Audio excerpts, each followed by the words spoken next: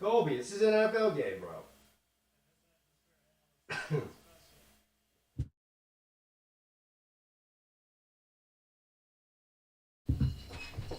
Man, I'm late to my own show. The hell? What's up, everybody? The game's already kicked off here. I don't know. For some reason, I thought this thing was at 8:30, not 8:15. I thought maybe the broadcast was going to come on at 8:15. But anyway, we got the Jacksonville Jaguars and the Los Angeles Chargers. Is this just my TV? Are they wearing green? Hold on. Is Jacksonville wearing green jerseys?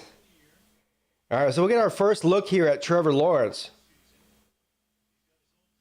Gonna hand the ball off to the boy, Travis Etienne.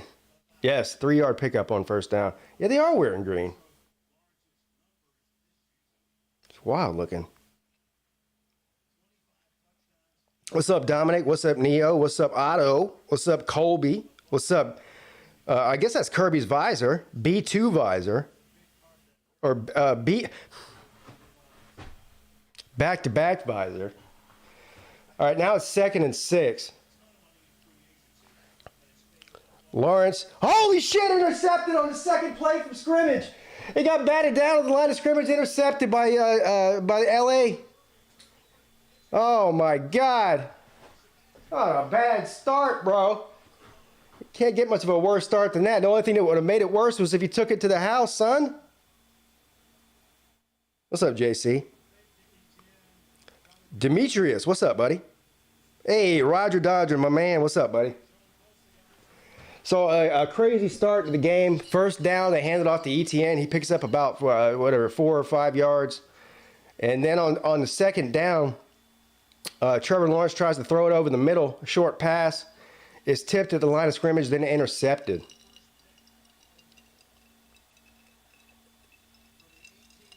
So we got our first look here at Justin Herbert and company from the 18-yard line. Herbert over the middle, complete for about 7. What's up, Nature Boy? Ultra Mega Dog. How y'all doing this fine Saturday evening? Yeah, you couldn't have a start like that. That was not a good start. Shout out to my boy UCF Jaguar too, Jaguars YouTuber. He's at the game right now. So from the, the 13-yard line, he's going to pitch it on second down, a touchdown, bolts. Ah, damn, that didn't take long at all. Still 13 minutes and 33 seconds left in the first quarter. The turnover by Jacksonville. Wow. We ran the natty flags up the pole today. I'm in my prime. I'm in my prime too, Nature Boy. I'm always in my prime. You know what? I'm in my prime until they put me in a box. What's up, Hoghead? What's up, R1? Rooting for the Jags. Yeah, yeah, you must have read my mind. Yeah, who y'all rooting for? I'm pulling, obviously, for Jacksonville. It's a Clemson thing, right? Trevor Lawrence, Travis Etienne. A couple Clemson players for the Chargers, too, though. Although one of them tonight not playing. One of their biggest stars, Mike Williams. I guess he's injured. I don't know. But no Mike Williams tonight, man. I was looking forward to seeing him play, too. Trevor will shake that off. He's been playing great lately. Yeah, the Jaguars are one of the hottest teams in the NFL right now. And really, honestly, did anybody think that Trevor Lawrence wasn't going to be good? No. Well, some people did because they're idiots. And, they just, if he went to Clemson, then they just don't like him. But anybody with a pair of eyeballs over the past 5, 6, 7 years knows that he's an NFL caliber player. But how bad of an indictment is this? This might be worse than anything. How bad of an indictment is this on Urban Meyer as an NFL coach? Is Urban Meyer the worst head coach in the history of the NFL? There's a lot of debate about that because sometimes coaches are terrible when they start and then they redeem themselves later. Well, he was so bad that he didn't even get a chance to redeem himself. They fired that man. Doug Peterson comes in there and has them looking like they know what they're doing. Yeah, everyone agrees that he's the worst. Is C Fraud still hiding in his closet? No, I don't think he's in his closet anymore. I think he's out in the woods somewhere. What's up, Joe? Yeah, C-Dog texted me. Well, when was the ACC? The ACC show Tuesday night. He didn't come for that. I think he texted me on Wednesday and said, hey, bro, I'm in the woods, man. I said, oh, all right. I think he might be in the woods for a couple weeks. I don't even know what the ACC show is going to look like come this Tuesday. It's a mystery to me, and I guess to everybody else too. Pete Carroll's pretty bad back in the day, but he redeemed himself at USC. Yeah.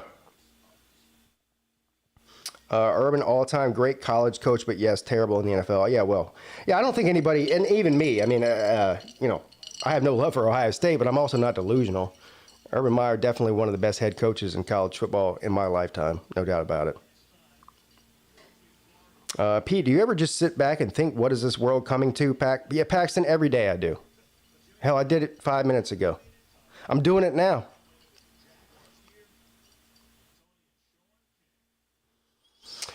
All right, so we'll see if the Jaguars, let me change the score here. Let's see if the Jaguars got an answer here for what we just saw. And what we just saw was probably the worst start you could actually have in a playoff game. Not probably, it is.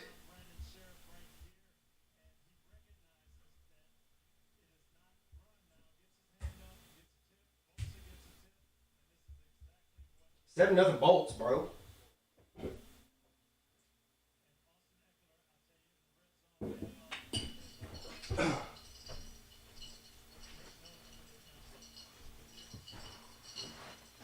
All right, so we'll get our second look here at Trevor Lawrence and the Jaguars there from the 25-yard line, down 7-0 early in the first. Trevor Lawrence throws it to the right sideline, complete for a first down and more. I'm still my eyes are having a hard time adjusting. I keep thinking I'm looking at the Eagles or some shit. I don't know, man. The Jaguars, in my opinion, have a pretty sweet looking uniform and color combination. I don't know what this green shit is. It looks Eagles green, doesn't it?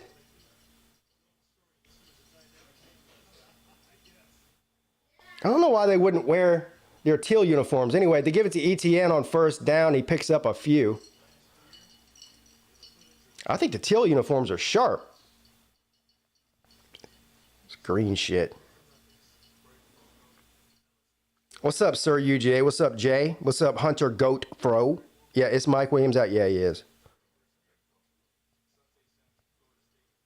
Demetrius says, go Eagles.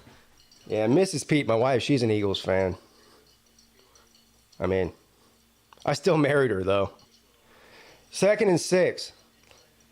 Complete on first down. I'm sorry, second down for the first down. Ingram.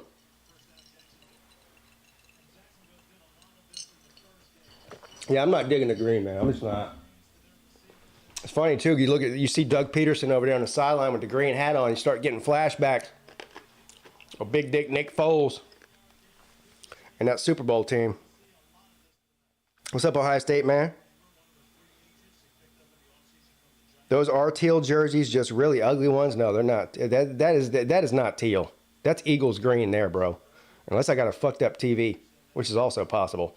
First down, incomplete. That ain't teal. Look, I was born on a Friday, but it wasn't yesterday. And I'm not colorblind.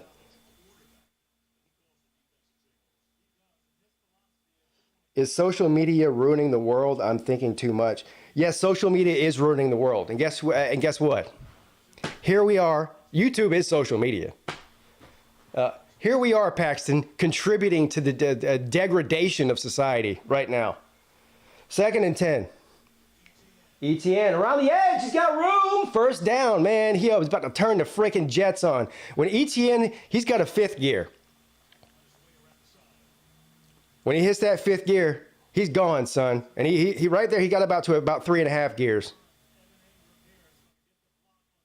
He's a home run hitting type player. I didn't know that. They just said he led the league in runs outside of the tackles. I really did not know that. But there's a lot about the NFL I don't know. I haven't watched enough of it this season to really give a solid opinion. 1st and 10. Lawrence throws a dart, incomplete under pressure. Gets hit.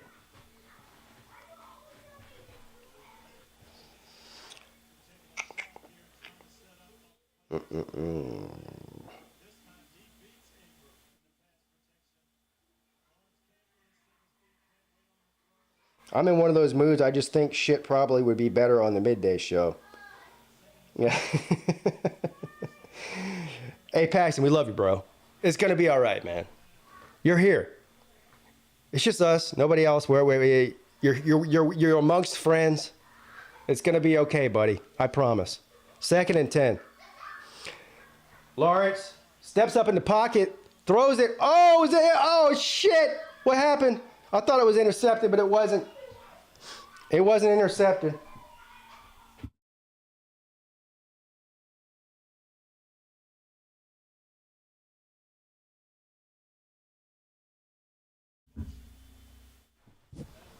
Incomplete, man. He got kneed in the head and everything else. Yeah, Clemson undefeated right now in ACC play, 7-0.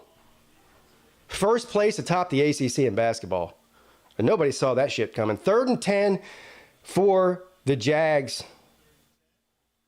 Lawrence, over the middle, complete. Will he have enough room to run? Spins, no. Taken down on the sideline, short of the first down by Pete, how about those Sea Ducks getting beat by the the Seattle Seahawks got beat by the 49ers. I'm not really surprised about that. Is anybody else surprised about it? Me and Mrs. Pete were sitting there talking about the games tomorrow. Who is it? Dallas? Who's Dallas play? Yeah, Dallas and Tampa Bay. That's an interesting one. Will Tom Brady go out? Will we see Tom Brady play his last game? 4th and 7. Holy shit! What is going on? Another interception. What the hell? On 4th and 7? What the hell? Trevor Lawrence just threw 2 interceptions in the first quarter. He hasn't thrown 2 interceptions in the last 8 games combined. Wow.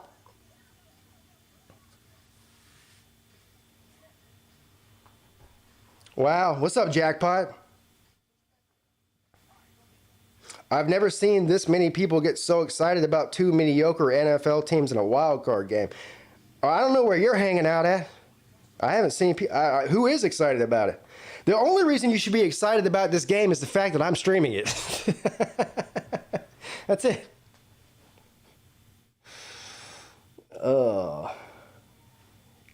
Jared says goodbye. Jared always comes in and then 5 minutes later says he's leaving. I don't know why. Maybe he's just busy. That's probably the real reason. He's not a jabroni like the rest of us. Looks like the ukulele against the Gamecocks. Holy shit. Jackpot. Have you seen... Well, I don't know. I'm sure you probably don't because you're a Gamecock man. But does anybody follow Big Dave? And that's funny, too. His name's Big Dave. That's his self-proclaimed name on Twitter. Big Dave Uyunglele, DJ's dad. The father of DJ Uyunglele and Mateo Uyunglele. This man, first of all, have you ever seen somebody that wants fame and notoriety off of their children's name more than this guy? It's like, you know what? It's like when there's child actors and shit, and the parents are all involved and out in the limelight, trying to suck the hind tit of their kids. That's what Big Dave's been doing for the past 3 years at Clemson on Twitter. half the fan base already told him to go fuck yourself about 2 years ago. But I still follow him on Twitter because, well, I like watching a train wreck, I guess. I don't know. But this man's out here angry tweeting like he's like some teenage girl that got dumped at the prom. Dude, calm down. DJ had to block his own daddy on Twitter. And I mean, that is, you know what that is? I'll tell you what it is. Well, I probably can't tell you what it is because I can't find it. But I will tell you what it is. It's pathetic. Pathetic! You are pathetic! This man. See you later, Jared. How do you have one son going to Oregon and one to... Hey, oh, that's the other thing, Carolina Jackpot. I know you're a Beavers fan. A little bit of a conundrum for you, bro. You got a Tater man is now leading your Oregon State Beavers. What are you going to do about that?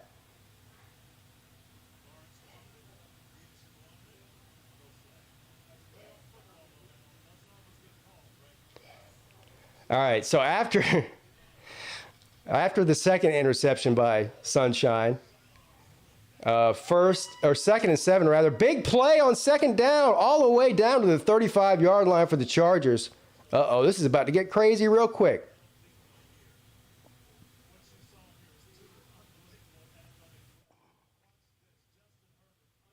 What's up, Alakazam? What's up?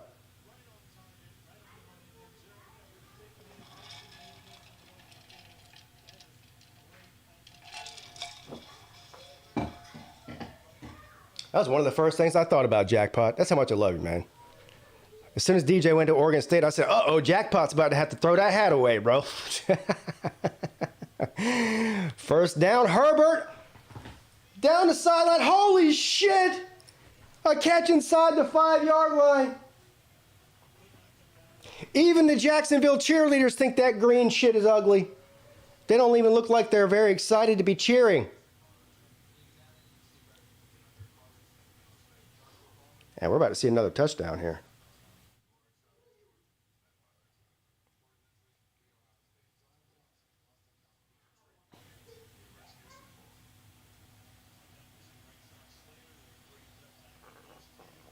DJ's Carolina's best player.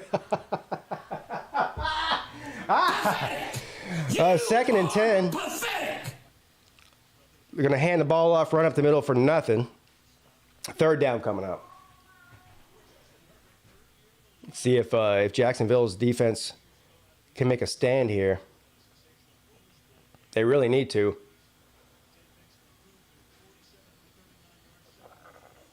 Third and 10, Herbert. Over the middle. Oh, shit. Complete down to the 20-yard line. Man. Hey, I don't know how many of you guys look at the live betting lines. It doesn't really matter. But the point is, can somebody give me an update on the live betting lines right now that are happening? I bet you Jacksonville started the game out, I think, at -2.5, or I'm sorry, +2.5. They were the underdog in this game. I bet you that thing's up to over 14 points as we speak. And if they score here, it might go up to closer to 17. I'd like to know what it is. First and 10, they're going to hand the ball off. He's going to pick up about 4 on the carry. Second down coming up for the Bolts.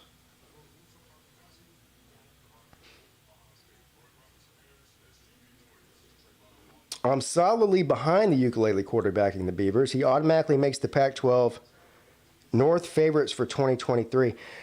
Yeah, I don't really, honestly, Jackpot, I don't really know enough about the Beavers roster coming back next year to I'll pay a lot more attention to it now than I normally would. That's for sure. Oh, incomplete. But yeah, it would be interesting to see. I mean, Oregon State had a great year this year, but they're still Oregon State, right? I mean, I don't really know, where they fall in the pantheon of the Pac-12 for 2023. I do think that DJ is going to have a better year at Oregon State than they ever had at Clemson. I mean, I just think it's a different, probably a better fit for him.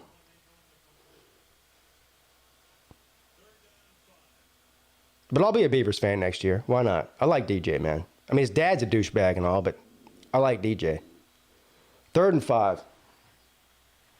Herbert throws a sidearm, complete all the way down to the 10. 1st and goal coming up. 1st and goal coming up. Is it the Bolts or the Colts? It's the Bolts, bro.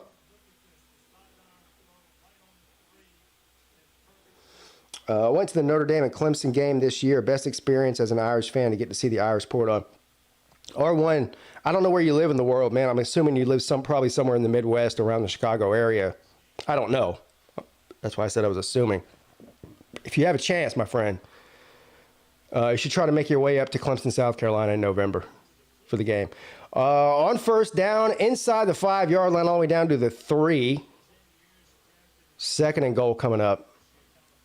But yeah, if you've never made it to Clemson, you should 2015 in Death Valley during the hurricane. And I tried to go to the Clemson Notre Dame game in 2020, got canceled. My ticket got canceled because of COVID. I tried to go last year. Holy shit! Tipped. I thought it was about to be intercepted. Incomplete. I tried to go last year to the game in South Bend. It just didn't work out because at the last minute, Mrs. Peete had a work trip to Las Vegas, and I tagged along with that. And that was like whatever it was, a week and a half or 2 weeks before the Notre Dame game. So we just couldn't afford to go to both. I mean, obviously going to Las Vegas is an extremely expensive trip. So I still have yet to get to South Bend, even though I really, really want to. It's definitely on my bucket list. 3rd and goal. Herbert over the middle, incomplete. God damn it. Herbert just threw that ball like he was mad at. Herbert threw that ball like it slapped his mama.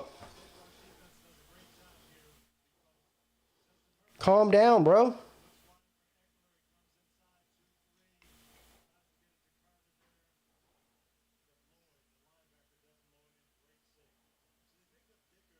Is it just on my end, or is Pete cutting in and out? I don't know. I hope it's on your end. What's up, Miyagi man? I am cutting in and out. I don't know what to tell you. All right, so that's actually kind of a win there. That's actually kind of a win there for the Jaguars to hold them to a field goal on that interception and with the field position and whatnot.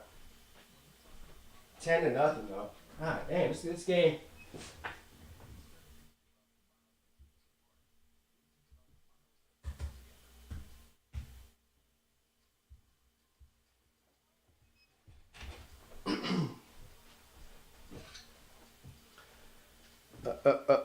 Yeah, just refresh it. I don't know what's going on. What's up, Jerome? Shit talking Pruitt. Pete, let's take a shot. Well, I already got one here. Here. I got one in here. So let's do it. Cheers. Here's to the 26 people that are still in here. I don't know. According to my deal here. Let me see here. Hold on.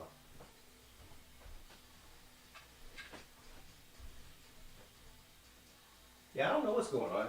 According to my end, everything looks good. I mean, I don't look good, but everything on here does. You know? So I don't know. Anyway, yeah, cheers. Whose idea was that? Somebody said, let's take a shot. Oh, Paxton. Cheers, Paxton, and the rest of you, too. Happy New Year and all that. Oh, God.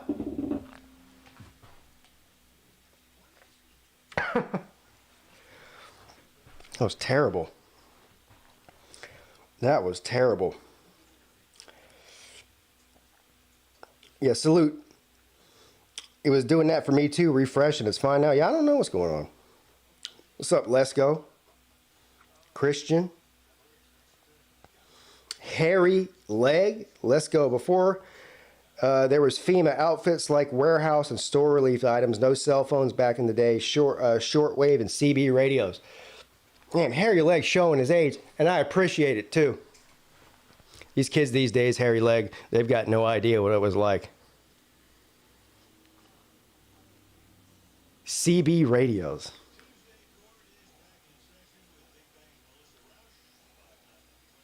You're cutting up, but that's what you do, Peete. What? Jerome's shit talking Pruitt says she's going to be 30 this year. 30? 30. 30?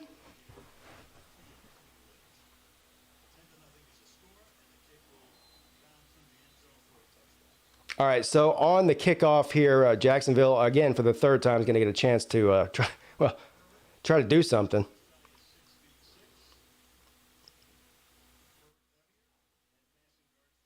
Stetson Bennett's older than Trevor Lawrence. Y'all know that? Trevor's only 23?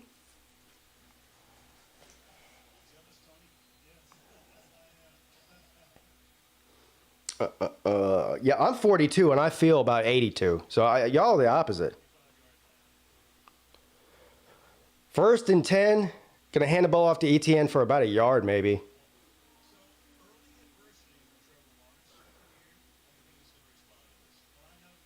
I know I'm gonna sound like a broken record here. I'm really not digging the green theme here. The Jaguars green theme. It just looks weird as shit. The whole screen's green.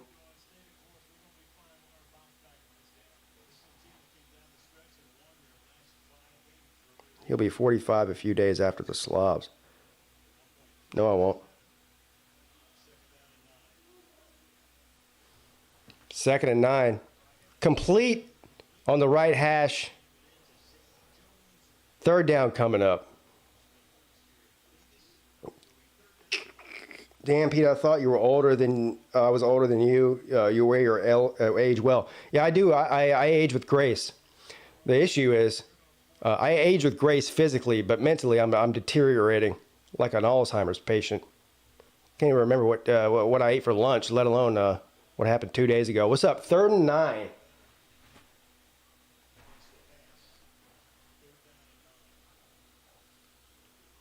Trevor Lawrence throws it in the dirt on 3rd down instead of taking a sack. This is just, uh-oh. Trevor's mad about something, complaining to the referees. Bro, you're complaining to the referees 5 minutes into the game. It's going to be a long night. It's going to be a long night.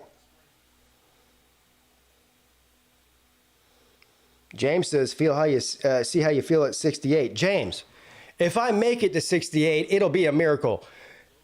Not even a minor miracle. It'll be a major one. Oh, shit! The kicker's knocked down. There's no flag. No flag on the play, bro.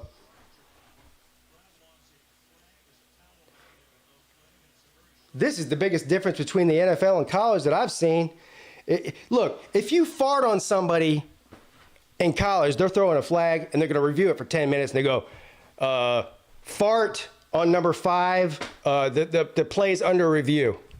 That's college ball. That's what college ball has been relegated to. It's a 4-hour review session every week. So watching this NFL game right now and calling it or trying to call it is just a little bit discombobulating to me. You mean you can actually touch somebody and don't get a flag called? Wow, that's amazing.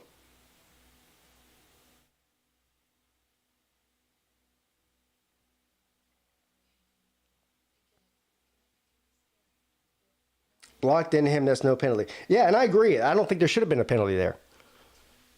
I agree with you. In college, it would have been a penalty. Somebody would have got ejected, sent home, patted on the back. They'd have done a whole damn ESPN show for 30 minutes the next day talking about how somebody got their feelings hurt. College ball is becoming hard to watch, and I love college ball. You guys know that. I mean, I love it more than anything. Yeah. And then, hey, you committed the penalty, guess what? You're kicked out of the game. Oh, man. Are you serious? I got to leave the game because I committed the penalty? I just saw this guy over here. He's been holding for the past 18 plays in a row. You're not going to kick him out? Nope. You're kicked out, though. All right. It is what it is. I got kicked out. I did something I should have done. It is what it is. But hold on now. Hold on. Wait. Come back here. What? I'm going back to the locker room. I got kicked out of the game. Yeah. But hold up. You're kicked out of the first half of next game too, bitch.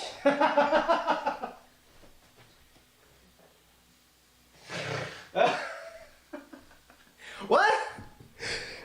Damn. Can I at least plead not guilty and get a jury trial in this motherfucker? Oh, damn. Shit. God damn, man.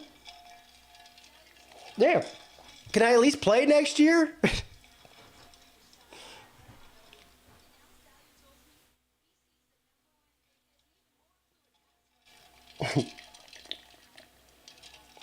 Yeah, the targeting rule's weird.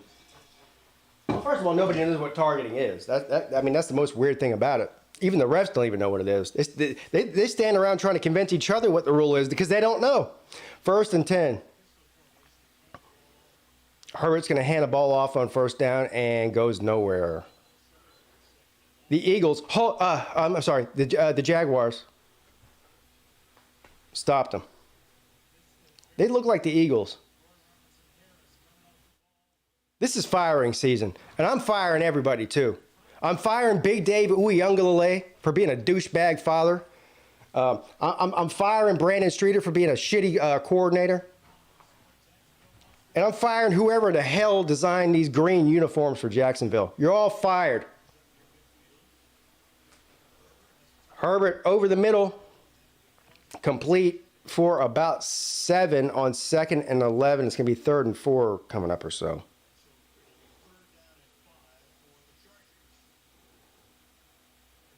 What's up, Eric?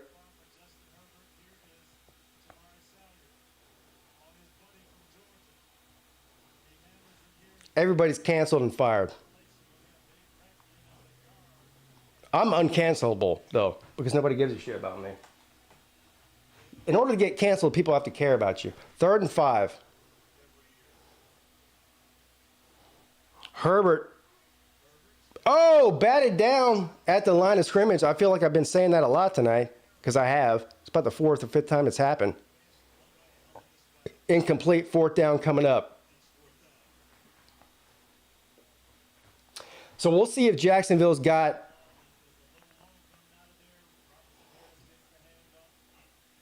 what it takes to get back in this game. Statistically, and again, I don't know this because I'm not a statistician. I don't even pretend to be one on the internet. But statistically, if you throw 2 interceptions in the first 5 minutes of the game, I think you're probably about 99% chance you're going to lose. So we'll see if Trevor Lawrence and company got the cojones come back in this game. I hope they do. All right, so all the way down to about the 12-yard line, we'll see what the Jaguars look like from their own 12.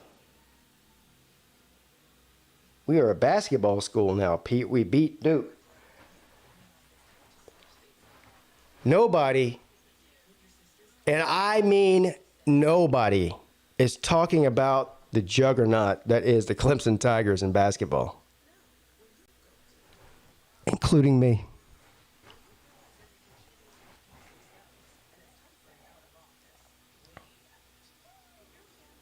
The Armadillo posse about canceled, Pete. Look, I'm like Bill Murray.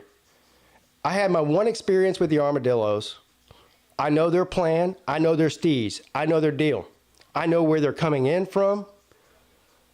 I know where they're digging.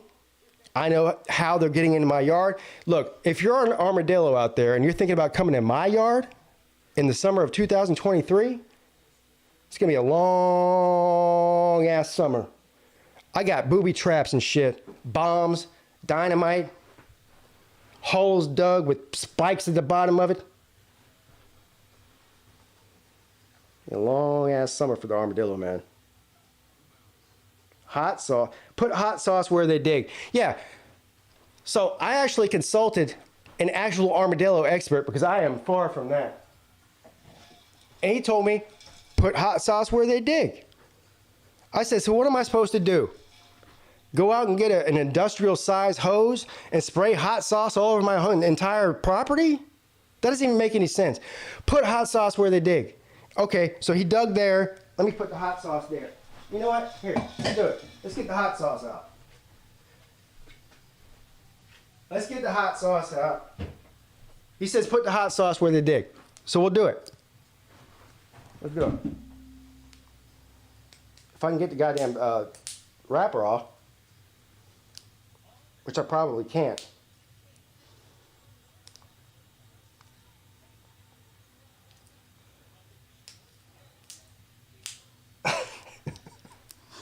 There. Hey. There it is. Yeah. Put the hot sauce where they dig. All right. Dug right there. Yeah. All right. A little bit of hot sauce there. Guess what? I mean, their brains are really small, but they're not that stupid. If I put hot sauce there, they just dig over there, 5 feet away. It is Texas Pete, goddammit. 1st and 10. Trevor Lawrence down the right sideline, covered, incomplete. Now I'm standing in hot sauce. This was a bad idea. This was a terrible idea. 2nd down coming up.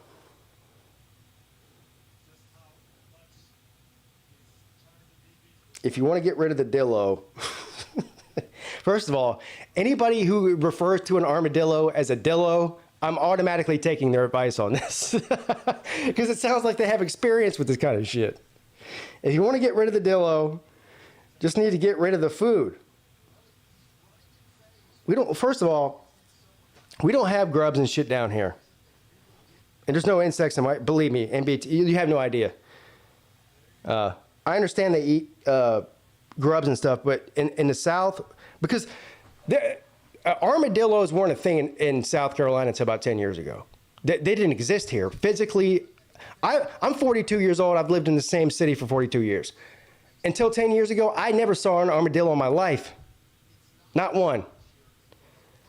So they adapt to where they're migrating to, or whatever you call it. Hell, I don't know, migrating, herding, shit, I don't know. But the point is, we don't have grubs down here, not really. And they're eating earthworms, which are very, very plentiful around here. ETN on 2nd down picks up about 4.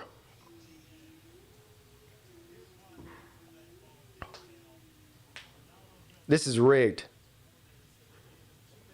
Just pour gasoline in the area and throw a match. Well, if I poured gasoline on the area where the armadillos were digging and lit a match, I'd light my house on fire.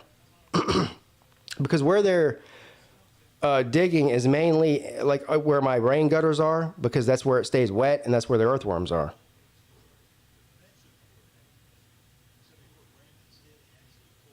Armadillo's defense is better than Clemson.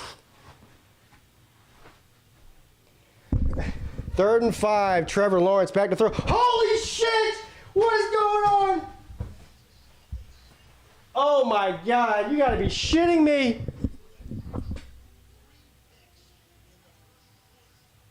All right, show's over. Good night.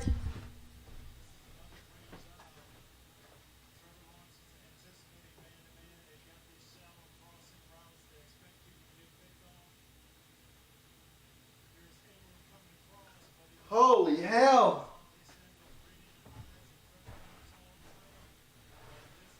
Wow. 3 interceptions in the first quarter? That's got to be a record. That's got to be a record. Can somebody somebody use the Google machine, please? Type this in. Has there ever been 3 interceptions in a playoff game in the first quarter of an NFL game? A playoff game. No, there's no way. He just set a record. Pete's Armadillo defense is worse than Clemson's offensive line.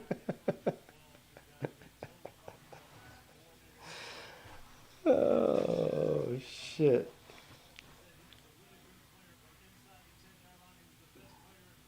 Playoffs are different. Trevor's throwing the game. He's got bets on this. That might be the most likely thing of all you said. Sorry. 2nd and 3, and the Chargers are inside the 10-yard line yet again. Have the Chargers not started outside of their own 50-yard line? Have the Chargers taken a single snap offensively in the first quarter that wasn't in Jaguars territory? No. I feel bad for Jaguars defense. I mean, what are they supposed to do?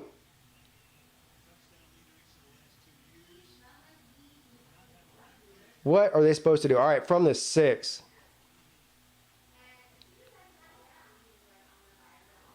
Herbert's going to hand the ball off, runs around the left side. Oh, man, this is just getting embarrassing now. The man's out here playing with people and shit. Eckler with a touchdown.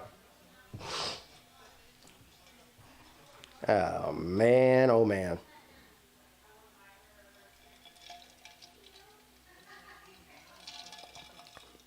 Well, here's what I do know. And I don't know much, believe me. Here's what I do know.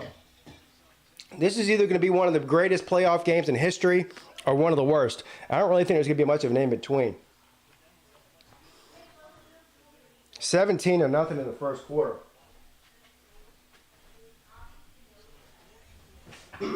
Wow.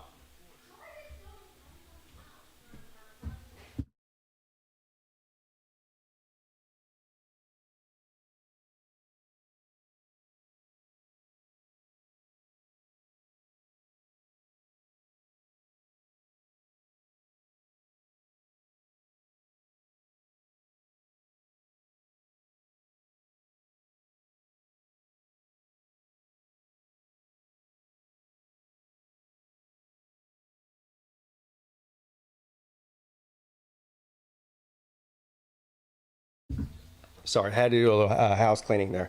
Yeah, this is either going to be the best playoff game ever or the worst. It's either going to be 44-0, or we'll see if Jacksonville can make some kind of comeback here. Damn, the score's starting to look like the Natty game. I hope not. I hope not.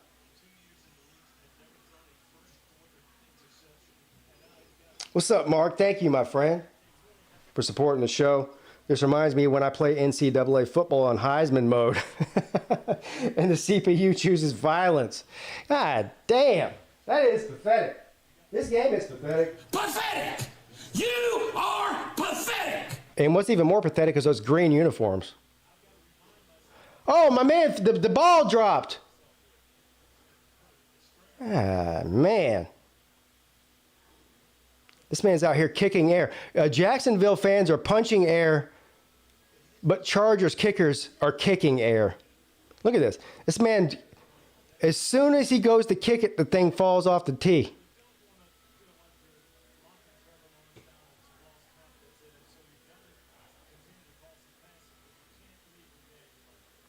Moment too big. Maybe.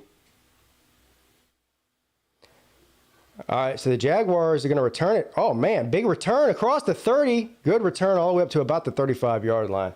Yeah, flag down, though. It's probably coming back, knowing the way this game's been going. I don't know if the game's too big for these guys. I honestly just think that maybe, just maybe, the Jaguars, I'm not sorry, not the Jaguars, the Chargers defense saw something on tape. I mean, every single interception has been on the same part of the field, right? The right hash mark. Not the sideline, the right hash. So whatever it is that they see on tape with him throwing over to that side, they figured it out. So if I'm Doug Peterson and if I'm the offensive coordinator for Jacksonville, I'm not throwing a single goddamn pass on that right hash mark again, at least not anytime soon.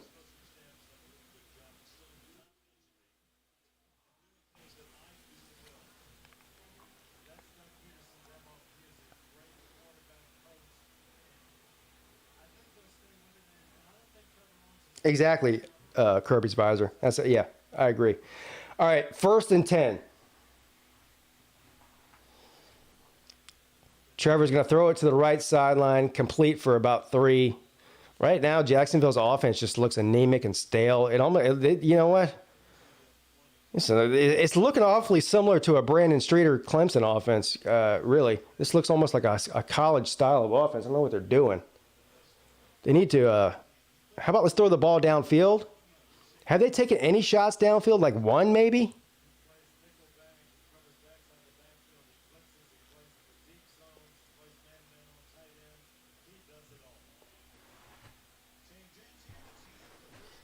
All right, so that's the end of the first quarter in Jacksonville. The sold-out crowd, quiet as hell. Just an absolute bludgeoning. An absolute bludgeoning so far, 17-0.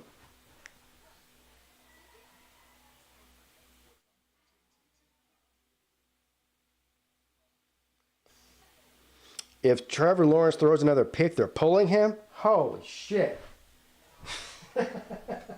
No, they ain't pulling him. They ain't pulling him. Well, here's the good news. And there isn't any.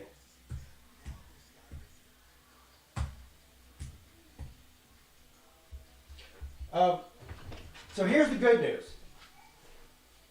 The good news is that there isn't any good news. There's only bad news. The bad news is, as bad as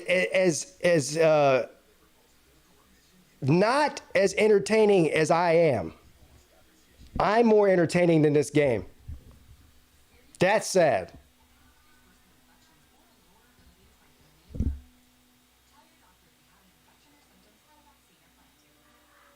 What's up, wet blanket?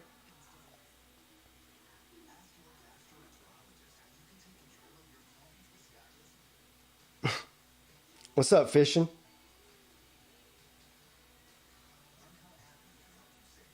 Yeah, they really are playing the short pass. Look, if we're not going to have a football party, we can have a drinking party. Who wants a shot? I'm going to go get a shot. Be right back.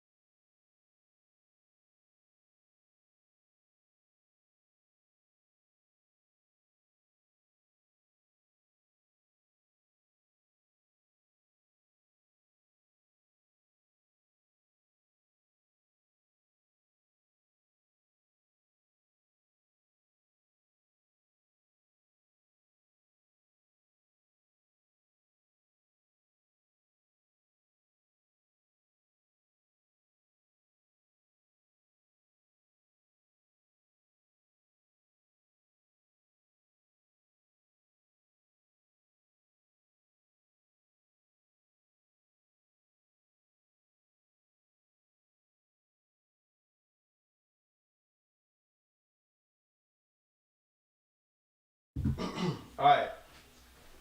Cheers in that. Cheers. 2nd and 6. ETN's going to get about 3 of that. 3rd and 3 coming up. I'll wait till the intermission here to do the pleasantries and the shots and whatnot. Elijah wants to know, he says, this might be a dumb question, but to you, Pete, at Clemson, Deshaun Watson or Trevor Lawrence? That's not a dumb question.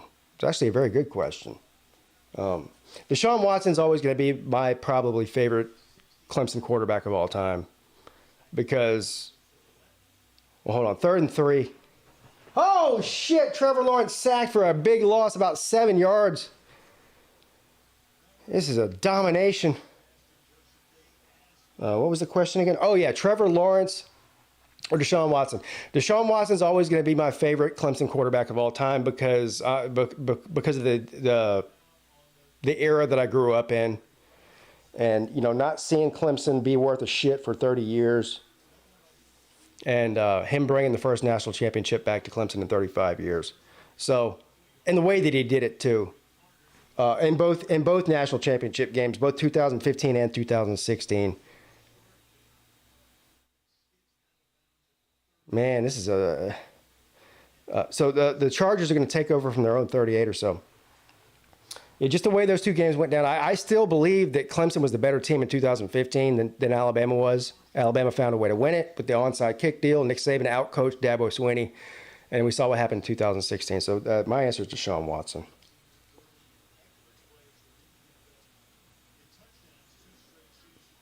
I would say I'm probably in the minority on that too, honestly. As far as Tater Mans, I think that most people, most Clemson fans, probably more Trevor fans than they are Deshaun. 1st and 10. Herbert. There's a short pass for about a yard to the right sideline. Taj Boyd was my favorite quarterback just because when he won, it was so much fun to watch. Yeah, again, when you start talking about your favorite players, especially when you talk about quarterback position, it can get weird. Taj Boyd, one of my favorite players. Woody Dantzler, one of my favorite players at that position. But at the end of the day, and I love Taj Boyd, don't get me wrong. The man, he was 0 for against South Carolina, and that's just unacceptable. Unacceptable. 2nd and 8. Running up the middle for about 3 yards. Unacceptable.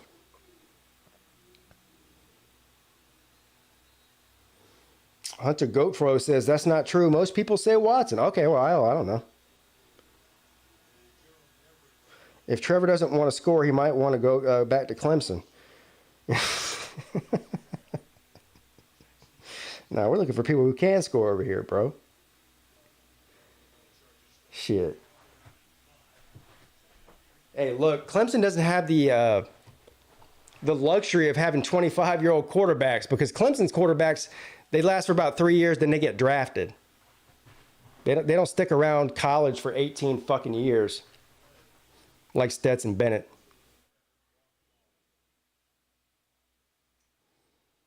Georgia tried to damn recruit Deshaun Watson as a field goal, a kick returner. Man.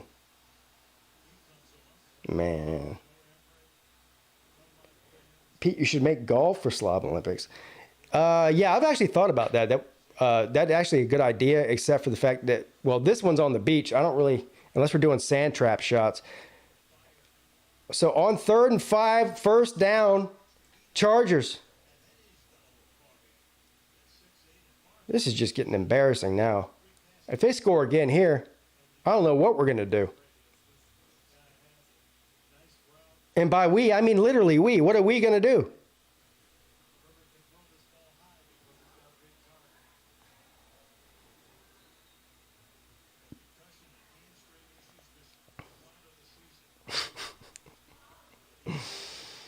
Disc golf. Yeah, we could do that. That's actually not a bad idea.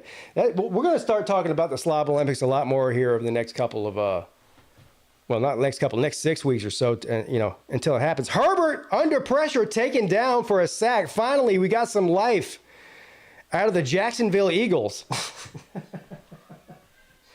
Go Jacksonville Eagles. So, yeah, we'll be talking a lot more about the Slob Olympics, and we'll get some ideas from all of you guys about, potential events. And disc golf is actually not a bad suggestion there. Bowling. Yeah, we did bowling last year. It was so sad, too. We bought a Fisher-Price bowling set. Those little plastic bowling balls with a little plastic pin. It was really sad. It was like a kindergarten lunchtime. You got a bunch of grown men out there dressed, like however they were dressed, throwing plastic Fisher-Price bowling balls at a bunch of bowling pins in a parking garage in fucking Tennessee.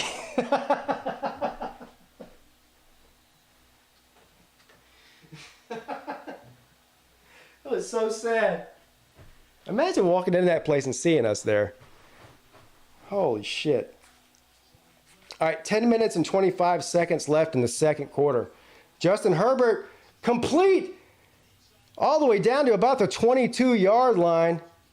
Allen with the first down. This looks almost too easy. Pickleball. Shit.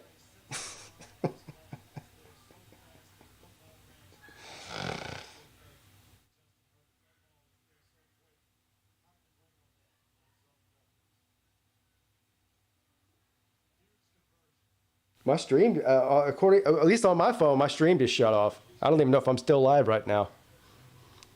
Maybe it's just my shitty internet. 1st and 10. Herbert is going to hand the ball off, and he fights for about 3 yards on 1st down. Almost in the red zone, all the way down to about the 21-yard line.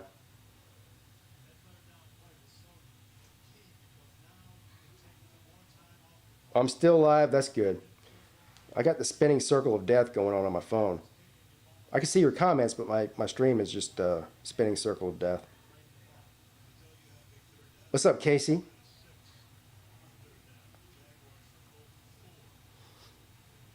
All right, 2nd and 8 from the 21. Herbert is going to throw it to the right sideline, complete inside the 10-yard line, 1st down. 1st and goal coming up from about the 8. Palmer with the catch. This just looks elementary and too easy right now, honestly. The Jacksonville Eagles not looking good.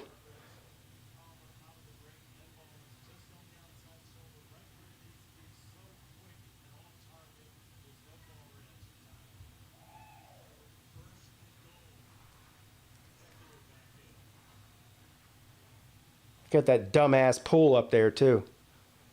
Last thing I do when I'm going to a football game is swimming. That's just weird. Flag down on the play.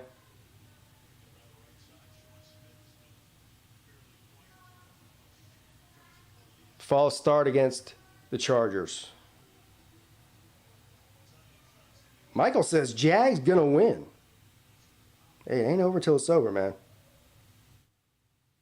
3 picks in 1 quarter. Did anybody hit the Google machine like I asked you to do a few minutes ago? And tell me, has there ever been a time in NFL history that's a quarterback threw 3 interceptions in the 1st quarter? You know what? I'm sure there probably is. But in the 1st quarter of a playoff game, I don't think that's ever happened before. Herbert over in the middle. Oh, batted, almost intercepted. Holy shit. Jacksonville really needed that bad. They needed to intercept that bad, because that would have kept the Chargers off the board completely if they did that on this drive.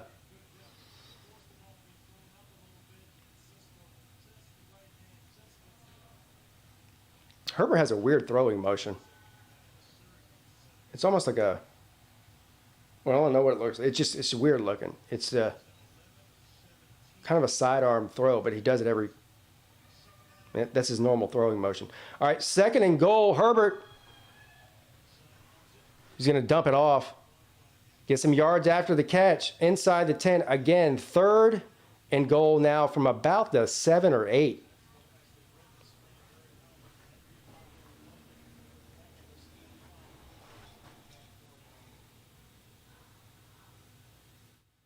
Jags are the best of a terrible division. Yeah. Yeah.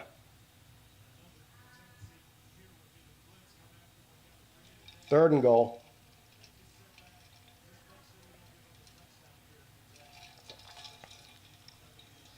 From the 9. Herbert. Complete. Touchdown. Well, this just isn't even fun anymore. This is just sad. This is just absolutely sad. Mark says if he was, he would go for 2. God damn. That, you know, that's savage shit there. If they did that, put him right in a casket. Casket! Put him right in a casket. 24-0 it's about to be.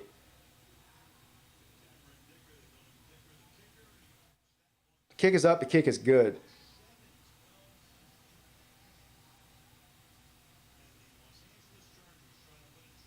Hey, don't let a bad football game ruin a good stream. All right? God dang, 24-0, man. This is just. Hey, it could be worse. You could have paid $200 to go watch this game live.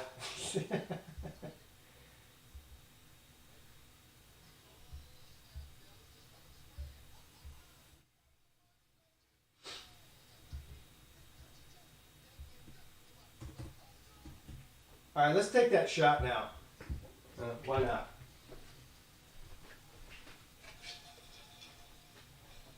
I did make a special trip downstairs to go get the shot, and I forgot to do it. Cheers.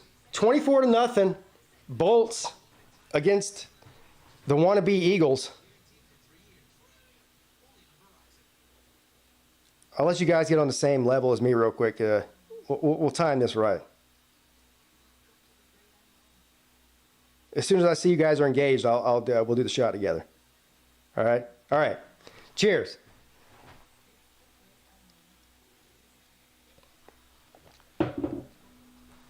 Oh.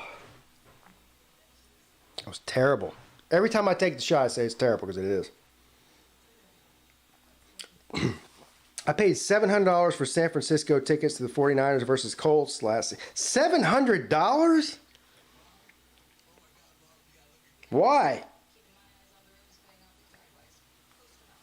Why? Playoff tickets got to be more than $200. Well, I was being conservative there. Yeah, probably $200 for the cheap seats.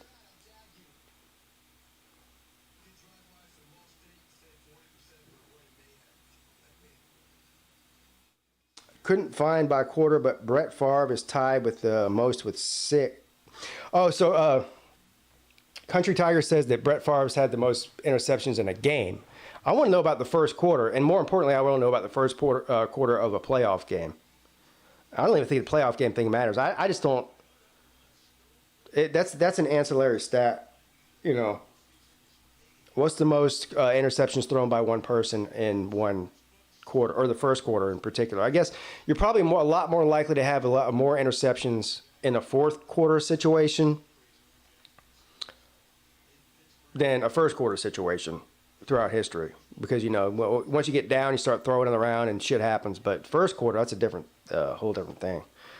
All right, so there's 7 minutes and 12 seconds left in the second, 24-0. Jacksonville is going to return it. He's got some room to run around the left side. He's high stepping. Yeah, well, good return there. He goes inside the 50.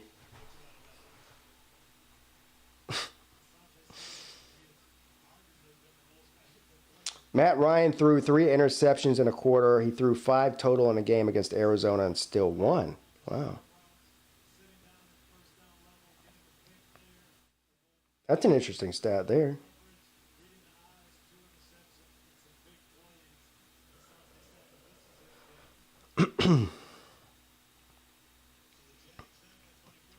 Jacksonville's got to do something here. You guys know the meme. Do something. Jacksonville. Trevor Lawrence, do something. 1st and 10. Holy shit, it's a fucking another one. You got to be kidding me. Okay. They said no. I was about to, you was really about to be in a casket on that one.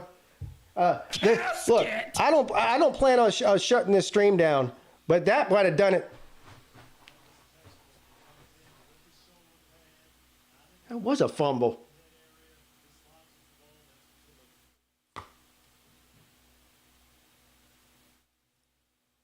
It's a fumble, right? You're saying no? All right. From the 50. Lawrence, this is awful. That was almost every pass he throws is almost an interception. More likely to complete it to the other team than his own. This is just crazy. Who was it earlier that was joking around? Hell, maybe they weren't joking. Somebody said he throws one more interception, he's going to get benched. Who's the backup quarterback for Jacksonville? I don't even know.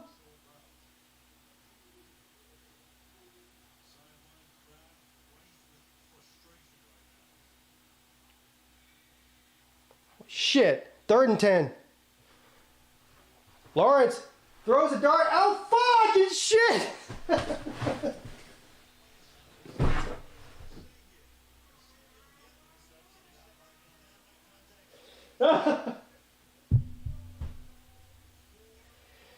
What is going on?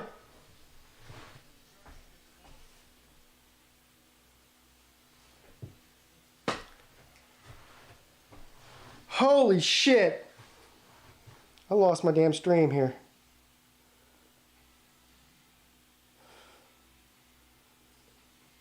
Holy shit.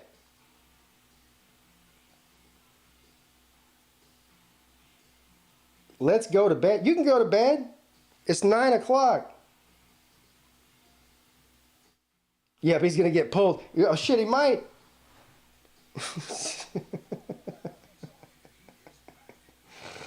You might. Hell, I'd probably pull him. I'm not even going to lie. This is just sad. This is just sad and bad. Bad and sad, sad and bad. PigskinPeete needs to get a new G. What do you mean a new G? What does a new G mean? Is that some kind of new, is this some kind of, what are you, some kind of hipster? Don't come around my stream with this hipster talk. I don't even know what the hell that means.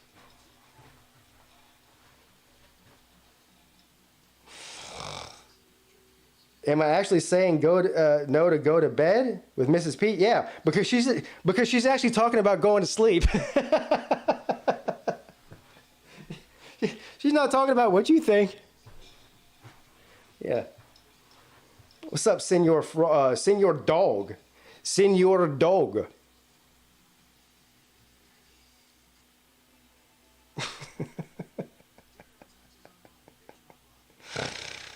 Are we sure that's not DJ underneath the hair? God damn. If you're tired, go to bed. Mrs. Peete, lay down. Here's what you do. I know she's downstairs sitting on the couch. Or probably she's either sitting on the couch, maybe she's sitting in the chair. I don't know. Maybe she's sitting on the toilet for all I know. But here's what you do, Mrs. P. Close your eyes. First of all, here's what you do. Turn your phone off. Because you're listening to me on the phone, and that's keeping you awake. Turn your phone off. Close your eyes. Actually, in order for this to work, you might actually have to keep your phone on. Yeah, because you won't be able to hear me otherwise. All right, so don't turn your phone off. But lay back. Close your eyes. Take a very deep breath, or even a couple, like this. And then release it. And do another one too, maybe even two more, like this. And release it. You gotta hold it though, like you're taking a bong hit. Then close your eyes and just start drifting away. I'll sing you a song if you need to. Go to sleep, go to sleep. Close your big bloodshot eyes. Go to sleep. Go to sleep, 'cause the Jags about to lose this game. All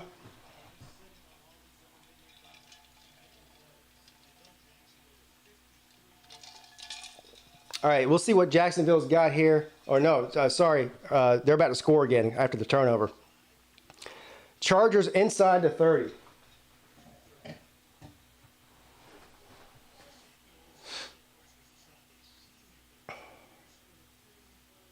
Mansplaining how to sleep. Yes, that's exactly what I'm doing.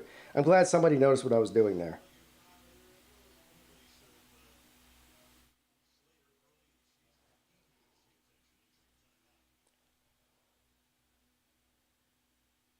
Still 6 minutes and 8 seconds left in the first half, and it's bludgeoning.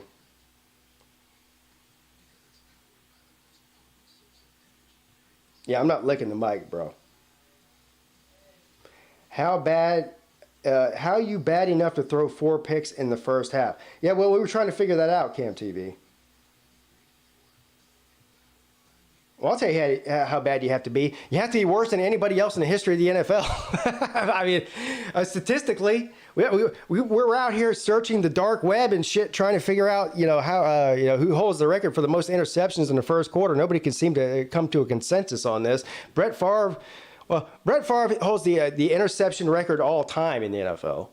So we already know that. Apparently, Brett Favre holds the amount of interceptions in a single game as well, with 6, which is funny. But I don't really know. I'm pretty sure that Trevor Lawrence holds the record for 3 interceptions in the first quarter. That might be a record. Mrs. Peete told Pete to sleep with one eye open. I'm not scared of her. I've already tried to tell y'all, and this is absolute proof right here. You guys are seeing it in real time. My wife's trying to kill me. She's trying to get me to go do hot yoga, and it's not even just hot yoga. Well, yoga, first of all, cold yoga might kill me. I don't even need to do that. All right? I'm no spring chicken. But it's not even hot yoga. It's hot everything.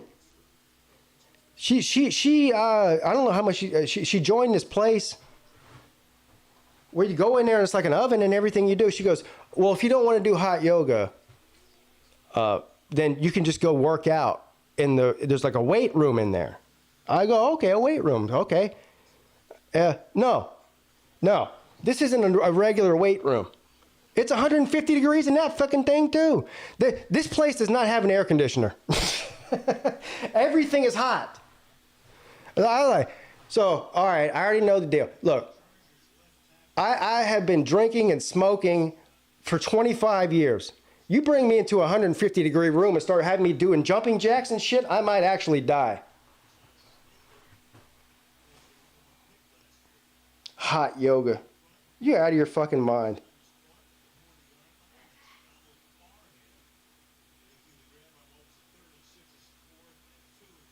Four completions and 4 interceptions. That's a stat line. That's a stat line.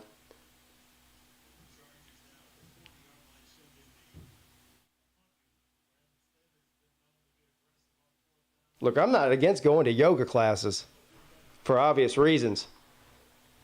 But I do want to live.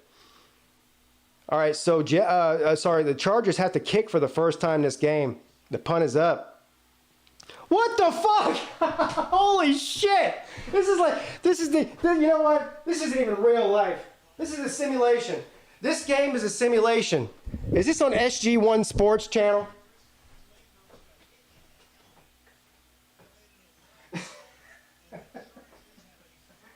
What in the actual shit is going on in here?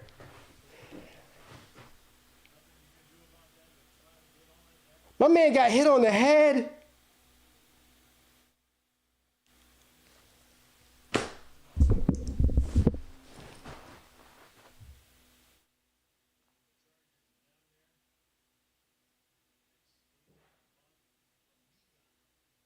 Yes. Yeah. Yeah. Hot yoga is yoga except for in a sauna. This is just.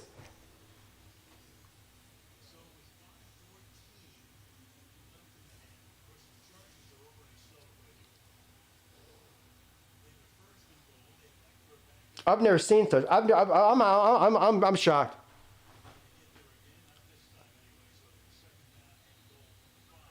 We're about to break all kinds of records. The interception records, turnover records. I don't even know point differential record in the first half of a playoff game. I don't know what. Let's just start Googling the worst records in playoff history, and they'll probably all pop up. Every single category.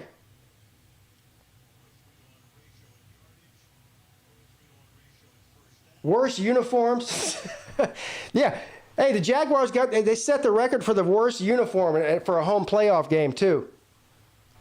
Wearing another team's colors, which is just weird.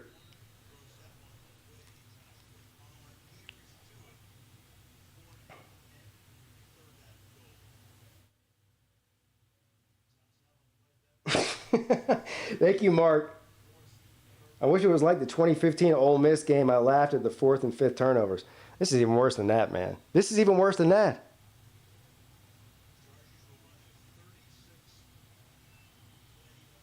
Who said that? Nature Boy.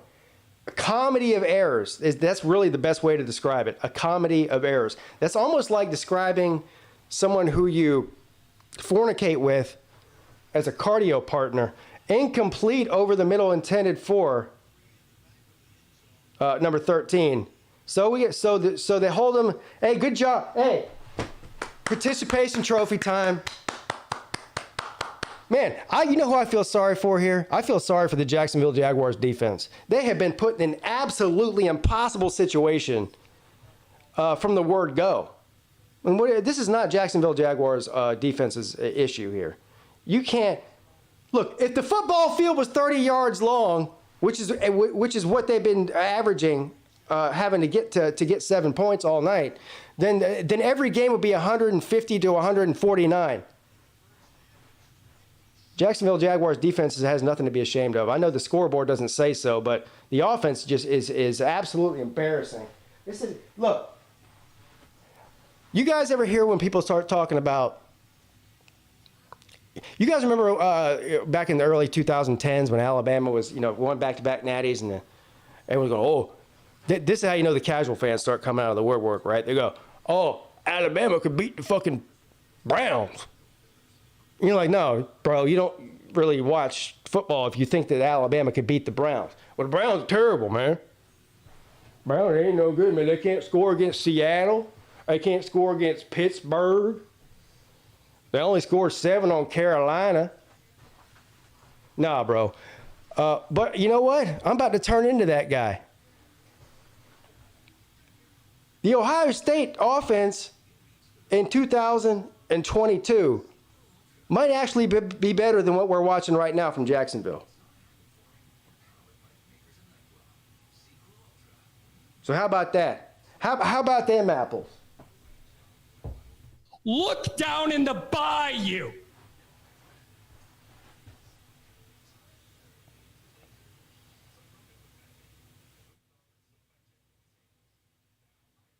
I got to watch now just in case Jacksonville comes back. Yeah, so I'm with you. I would normally shut the stream down at a blowout like this if it's a game that I care about, especially. But I'm with you. My luck is I'll shut the stream down at halftime and be like, all right, guys, I'm going to sleep with Mrs. Peete, since she clearly wants to go to sleep, which I'm not doing. But I'm going to sleep with Mrs. Peete. It's been fun hanging out with all of you. Thank you. I love you. See y'all on Monday. But no, I'm with you. I want to see either the biggest train wreck in history or the biggest comeback in history. So cheers. We're all in for it together, I guess. Biggest train wreck or biggest comeback? What you got?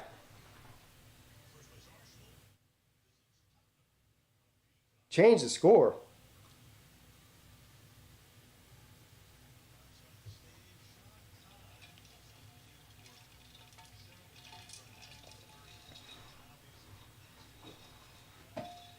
All right. I'll change the score. Shad Khan over there not falling asleep this time.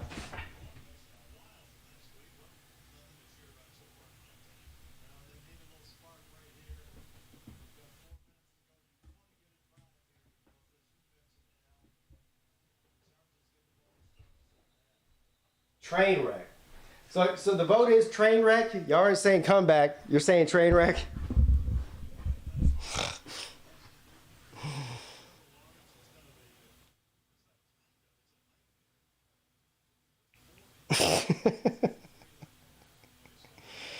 Mrs. Peete, he thinks you want to sleep. Yeah, she did say. She said she wanted to go to bed.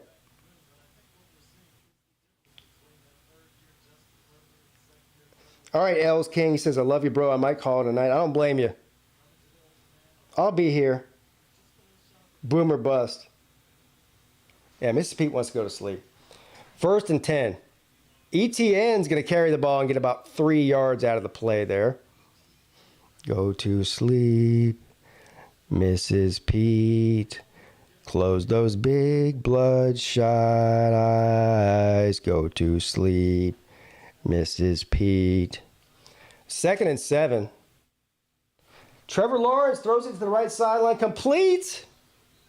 About a yard or 2 short of the first down. 3rd down coming up. 3rd short. Yes, very creepy. That was the intention, by the way. Jacksonville needs Urban Meyer back.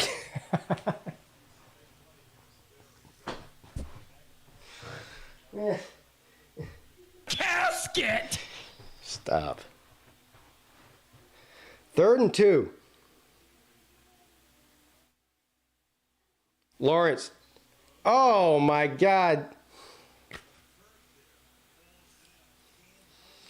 4th down coming up.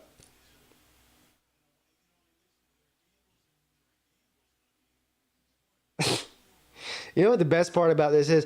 Well, not the best part. There's a lot of great parts, but listening to the announcers call this game, like I guarantee you, those guys are heading right for the damn liquor bottle at halftime. They're like, holy hell, this is a shit show. Break out the Jack Daniels.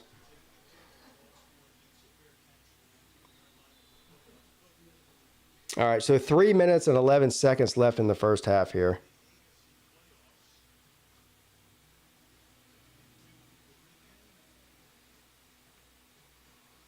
When was the last time they were in the playoffs?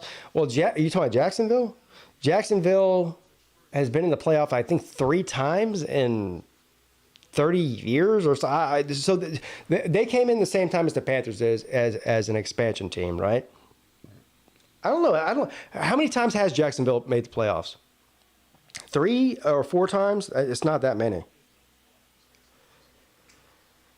It's a good question, actually. Because, historically, like I said, they came in with the Panthers as an expansion team, and the Panthers are wildly more successful in their history than Jacksonville ever has been. Jacksonville has been really bad for most of their existence, honestly.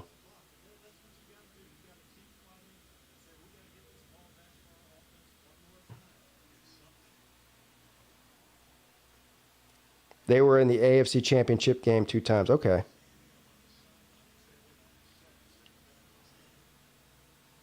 Yeah, over 30 years, though. All right, so Herbert back to pass. Complete. I think he got the first down there. Yeah, he did. Chargers might actually score again. I mean, there's really no hurry here. They got 3 minutes left here. They've got all their timeouts. They've absolutely owned and dominated every aspect of this game. Special teams, offense, defense. It's just really been, it's been something. All right, from the 28.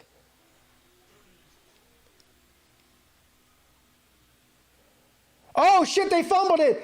Get his ass. No, even that didn't go right for him. You had one chance. You had a chance. So you're saying there's a chance? That was your opportunity right there to do something.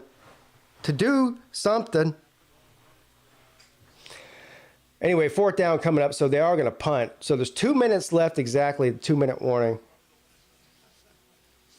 4th down coming up for the Chargers.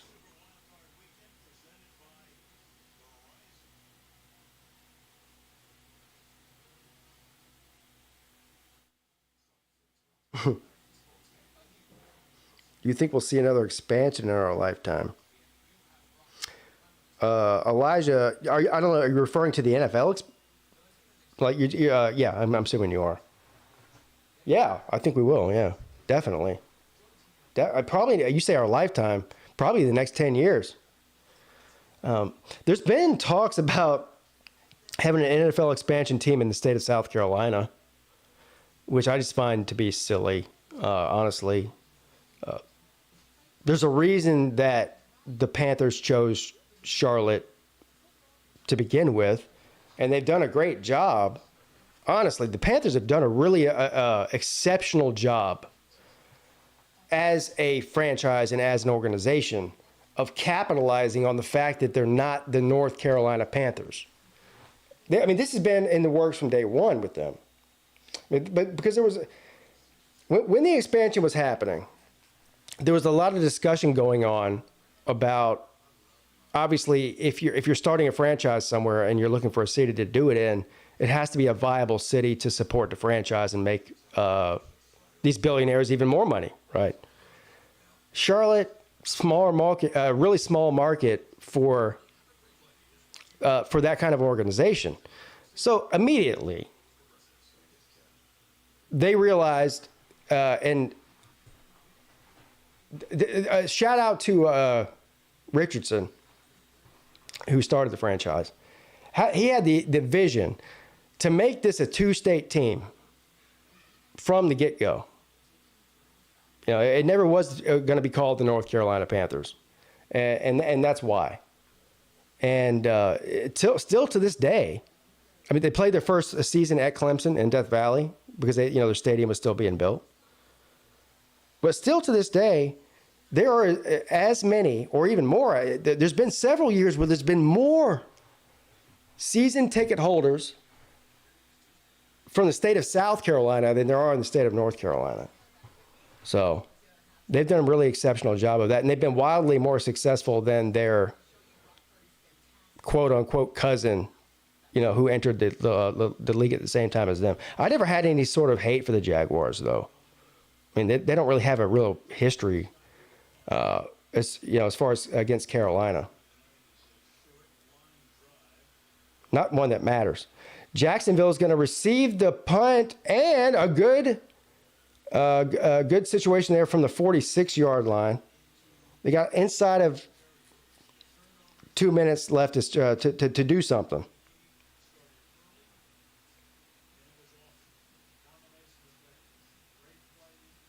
I don't like South Carolina and North Carolina sharing this team. Why not? Why not? If you move to the coast of South Carolina for boat mechanics, what town would you suggest? Like a nice Charleston, sir. This is the boating capital of the state, and one of the most desirable places to live in the state. 1st and 10, Jacksonville complete. First down, Travis Etienne. Haven't said that a lot tonight, have I? No, I haven't. I haven't said first down Jacksonville anything a lot tonight. All right, 1st and 10 now from the Chargers 35. Lawrence throws it to the right side. Incomplete. That could have been intercepted too for a pick six. I don't know what's going on with Lawrence. That was just bad. Actually, it wasn't that bad. It was actually, he probably should have caught that, but it's still, that was very close to being intercepted. It wasn't a bad pass, it just bad timing. All right, 2nd and 10 coming up.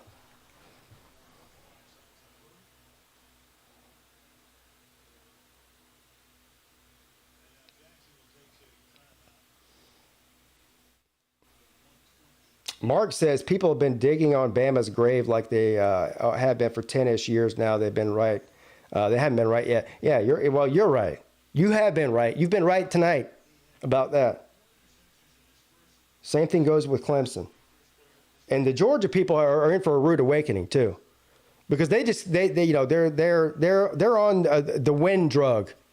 You know what I mean? It's that drug that when you start injecting that into your veins, the winning, it gets you all kind of fucked up, just like every other thing you inject in your veins.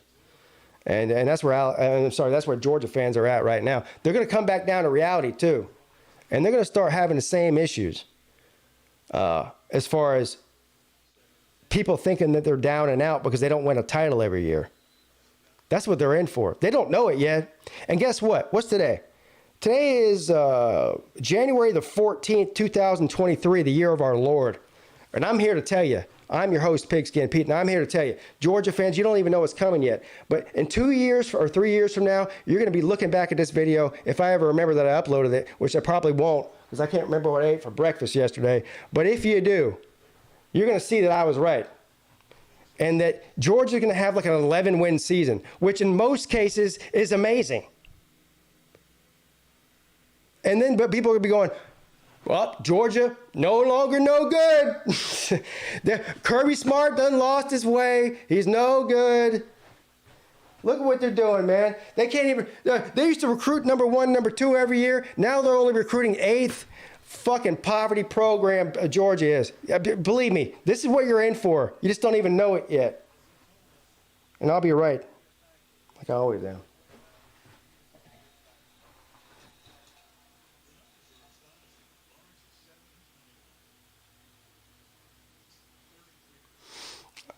Fourth down. And the Jaguars are indeed going for it on 4th down.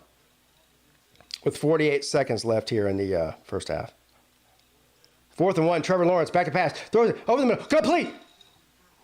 To the 14-yard line. Clock continues to run. Jacksonville's got one more timeout. 35 seconds and counting from the 14. I think there was a timeout or something called there. Yeah, Chargers call a timeout.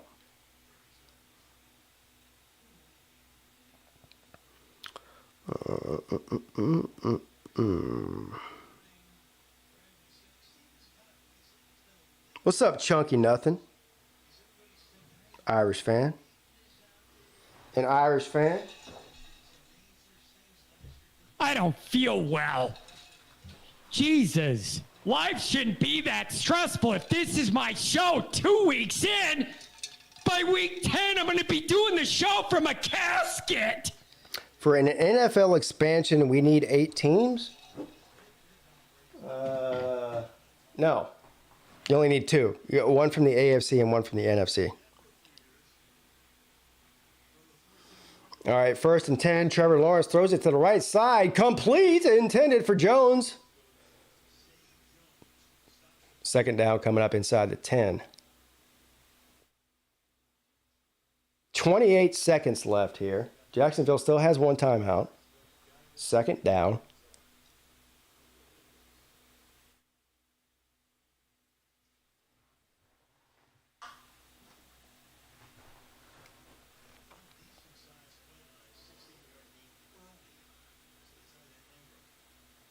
All right, from the 9-yard line, Lawrence steps back in the pocket, throws it in the end zone, complete, touchdown, Jacksonville. Holy shit.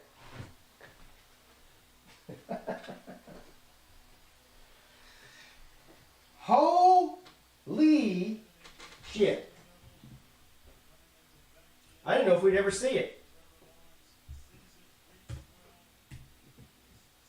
Yeah, I know you guys get sad.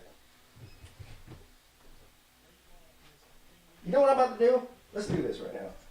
Since the Jaguars want to be Eagles green, let's go ahead and change their color. Because why wouldn't we? Because of course we would. Why? Let's pick this color together here. All right. Select color. They don't really have an option for a shit looking green team. Let's see here. Let me see here. Is that the color? They don't even have a color for this. I've got a color spectrum of about 1,050 different shades of every color, but not one shit green one though. Let me see. Hold on. That might be it. Is that shit green? Yeah, I don't know if you guys can see what I'm seeing or not, but let's do this. It's almost like a.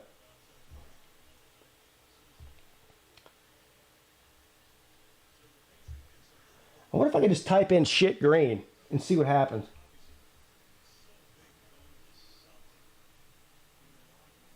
There is no shit green on my deal here. Sissy blue. Oh.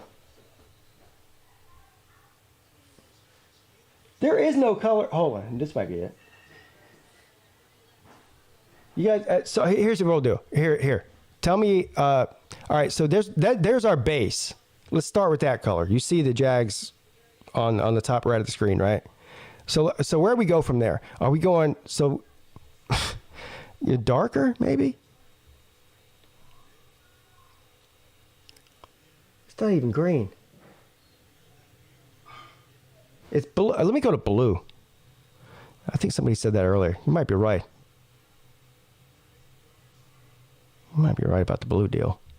Let's just do like a super light blue maybe.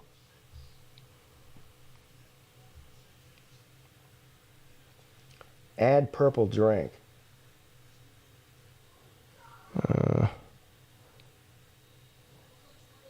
Yeah, there's no color on the color scale for what I'm seeing here. It doesn't even exist on the internet. It just doesn't. Oh, hold on. I'm on to something here. Just gotta wait. Green. Yeah, here we go. Hey, now I'm making some headway here, guys.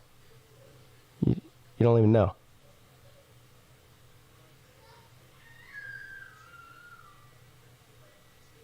Shit.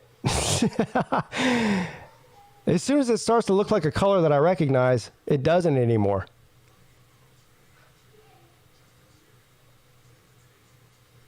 You know what? Fuck this. I'm leaving it that way.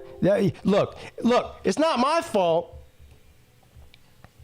It's definitely not my fault that you chose, for some ungodly reason, to turn your uniforms into Eagles uniforms. That's not my problem. That's your problem. So you're just going to have to go ahead and deal with it.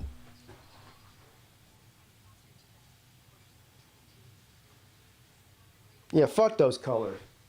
I agree. I agree. All right, guys, I'm going to take about a 5-minute break. I go pee and smoke a cancer stick and whatnot. I'll be back to watch the worst playoff game in the history of playoff games. I'm glad you're all here with me, though. Don't go anywhere. I'll be right back.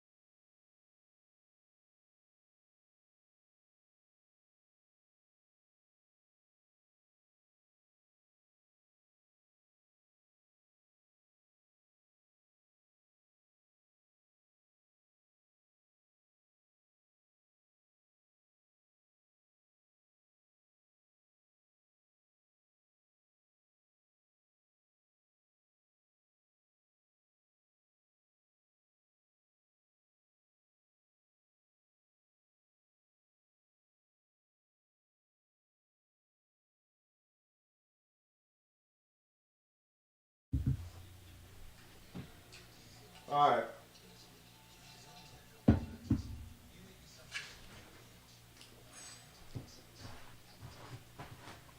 What a shitty game. What a shitty game. I was about to sit here and apologize for how shitty the game is, but you know what? It's not my fault. I didn't do it. I was about to sit here and apologize. Shout out to the 50 people who are still in here, though. You guys are amazing and fantastic. Who we got in here? We got Colby, Jeremy Garrettson, Alakazam, Michael Hogue, Hufferbilly Paul, Els King, Hoghead, K-Dog, Mrs. Peete, Mark Blanton, Tiger Raven. Bro, the comeback is imminent. Guess what else is imminent? It's funny that you phrased it that way. The Bro Brothers are making a return to the PigskinPeete YouTube channel. And the Bro Brothers have a lot to talk about, too. They got a lot to talk about. What's up, man? You trying to sneak food into your room? Is that what that was? Maybe. Yeah, all right. I'll bring it down. Yeah. The man tried to sneak food into his room. I didn't think I was going to see it, what he's doing. What was I saying? Oh, the Bro Brothers are going to make a triumphant return to the PigskinPeete YouTube channel. And the Bro Brothers have a lot to talk about, too. There's been a lot going on. Not only in the Bro Brothers world, but also in the world of college football. And they have a lot to say about it, believe me. They got a lot to say about it. Has Sea Dog returned from his sabbatical in the deep forest? No. No. I don't even know if, honestly, I don't know when we're going to see Sea Dog again. I really don't know. I'm concerned. And if I'm concerned, you should be concerned, because I don't get concerned about anything. Who has the best NFL uniforms, Pete? The Chargers do. The Chargers all blue, the powder blue uniforms are the best uniforms in sports history. End of discussion. That's easy. That's an easy question.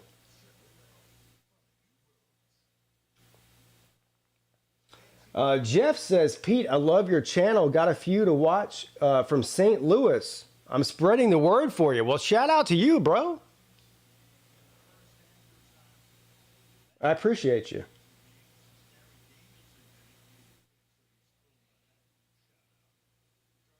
Mark says, I disagree. The Packers' green uniforms are the best. No.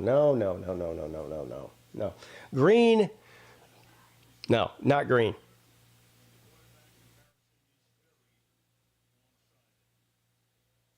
Yeah, the Ravens have cool uniforms too. I like the Panthers color scheme, the black and the Carolina blue.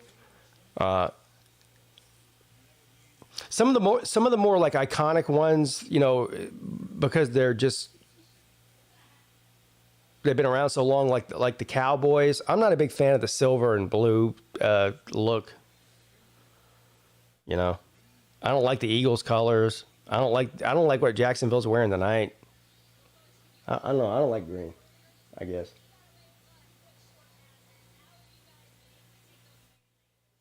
Tampa? Yeah. I'm not a big fan of red either. But Jay, I understand you're a fan of red because you're a Bulldog.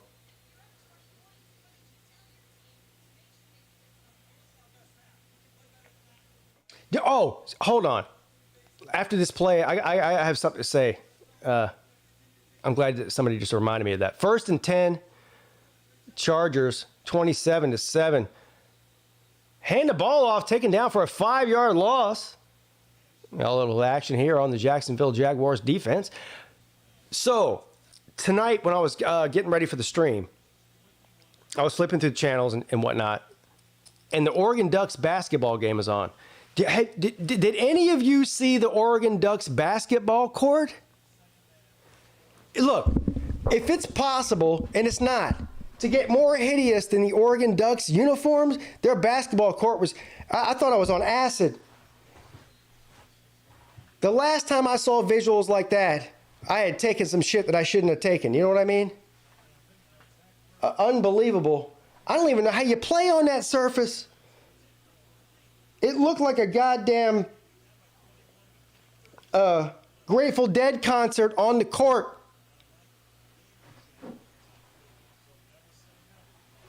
That shit was I had never seen anything like that before. Worse than the blue field that Boise State plays on. Way worse. 27-7. Chargers. Herbert. He's going to run. No, he's going to throw. He does throw. Complete. Oh shit. First down. I had never seen anything like that Oregon basketball court. That shit was wild. You know, like when you look into a kaleidoscope and you just see all a bunch of different colors and, you know, things start meshing together. And that's what that basketball court looked like. It was hard to watch, which is why I didn't watch it. That and the fact that it was basketball. No, it's the third quarter. I'll change it in a second. Anyway, Herbert on first down. Throws it complete. Another first down. Holy shit. Yeah, it's the third quarter, not the second quarter. Sorry.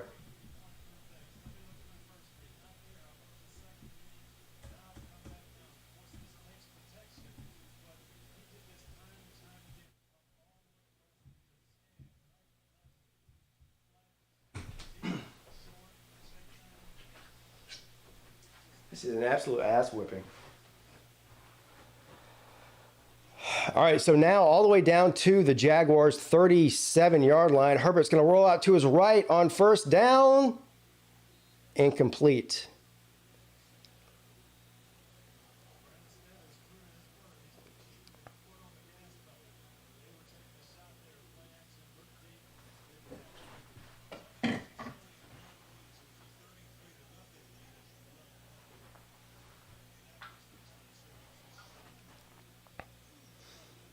If Trevor Lawrence keeps it under 6 interceptions, they might have a shot. Damn. Casket!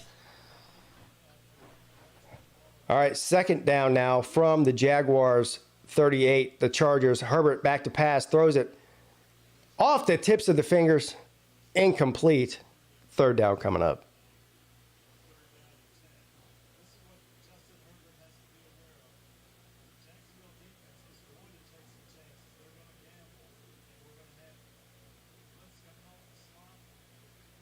How intense is Raj?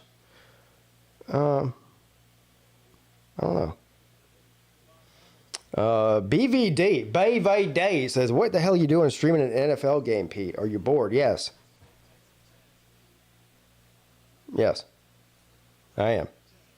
Football season's over. What am I supposed to do? 3rd and 10, Justin Herbert throws it incomplete. So Jacksonville's defense looking like they're still in the game.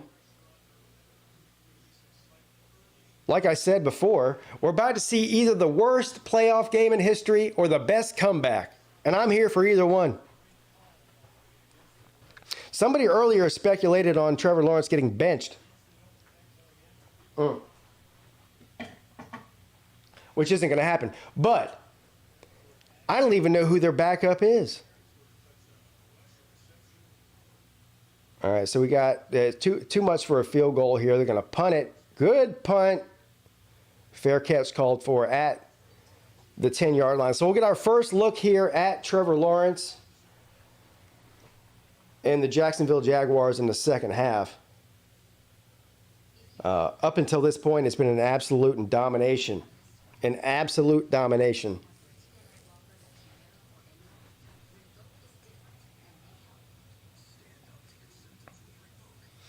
David Trent, welcome to the stream, sir. He says it would be peak Chargers to choke this lead. Yeah, you know what? He's got a point.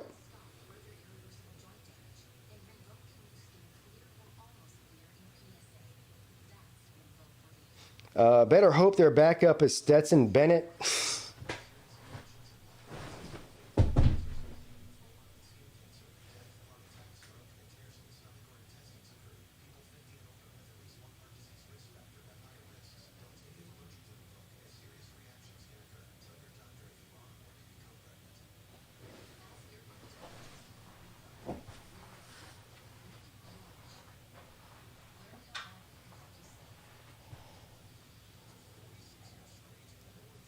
C.J. Beathard is a backup. He might need to stay on the bench for the name alone. So Beathard's the backup. Okay, he came from San Francisco, right? Yeah, he was the backup for what's his face. Yeah. You guys can tell how much I follow the NFL, which I've done less and less of over the years, and it's not because I don't like the NFL or I'm mad at the NFL, or it really has nothing to do with anything other than the fact that I can only dedicate so much time in my personal life to watching football. And since I've been on YouTube, it really dominates my time, you know. And so Sundays are typically relegated for the fam in that. And that's just the way it's been over the past few years. Still love the NFL, though. I'm just not as up to speed as I used to be on it. I don't see Stetson Bennett being an NFL guy, maybe a backup at best. I don't even think he'll be a backup. And not that he's not good enough to be. Maybe he will be. Hell, I don't know. Here's what I would do if I was Stetson Bennett. And this is coming. And look, if Stetson Bennett is enough of a competitor and believes in himself enough to go out there and give it a shot, give it the old college try, you know what I mean, with the NFL, I definitely wouldn't hate on him for it. He's earned that. He's earned that right. But anyway, on first down, going to hand it off to Etienne. He gets a couple. But if I'm Stetson Bennett, and I am, well, if I'm PigskinPeete, not Stetson Bennett, and I'm giving Stetson Bennett advice as a 42-year-old who's been around for a minute, Stetson Bennett has the ability and the capability, and the chances are in his favor to capitalize monetarily off of his name, off of what he's done at Georgia for the rest of his life, whether he never or ever takes a snap in the NFL. And 2nd and 7, complete. First down, Jacksonville. Yeah, so Stetson Bennett, if he plays his cards right, will live a very nice life in Athens, Georgia, whether he plays in the NFL or not. If he knows what he's doing.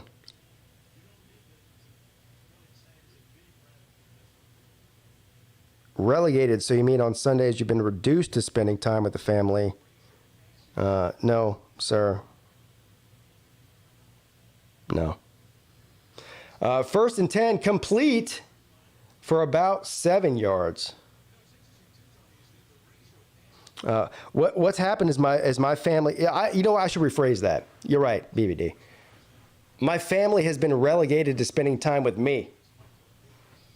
We have a hurt Chargers player on the field here. Who is that?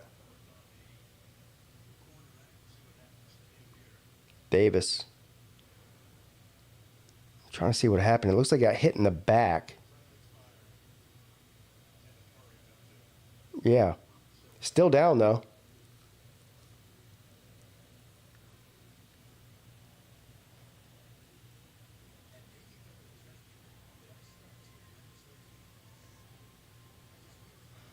I would just get a restaurant if I were him, name it Bennett's, rake in the money. Yeah, I don't know. He could probably do anything that he wanted to. You put Stetson Bennett on a sign and let the money roll in. You're right. Now, there's a lot more that goes into running a restaurant and shit like that than people think. But you're right. He doesn't even really have to be the one running it. He could probably just put his name on it and let that be the, let an actual restaurant person run the restaurant and just let him put his name on it. I feel you, Pete. If I had a family, I'm sure they would hate spending time with me. I don't think that my family does hate spending time with me. BVD. Well, BVD shows up in here, and now he's trying to make me feel bad. First of all, he says, I don't want to spend time with my family. Then he goes, if I did have a family, they would hate spending time with me too. Holy shit. You're the opposite of a motivational speaker. Somehow, you're making me feel terrible. What are you doing? I love you, man. God damn. The opposite of a motivational speaker. Who's the motivational speaker that everyone talks about all the time? Joel Osteen. Yeah, these jabronis out there that pay $300 and $400 and $500 to watch Joel Osteen make them feel better about themselves. The opposite of Joel Osteen is Big Vol Daddy. Thank you. God damn.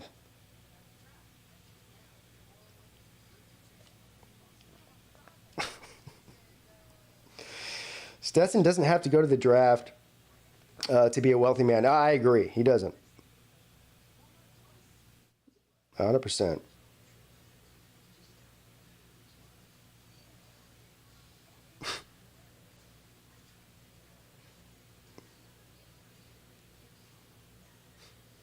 BVD is motivating. He keeps going. I agree. BVD. So BVD as a person and a friend is definitely motivating. You know, all the shit that he's gone through with his health issues, and he's still here. You know, that's actually very inspirational and motivating. But BVD's not saying motivational and inspirational things. God damn.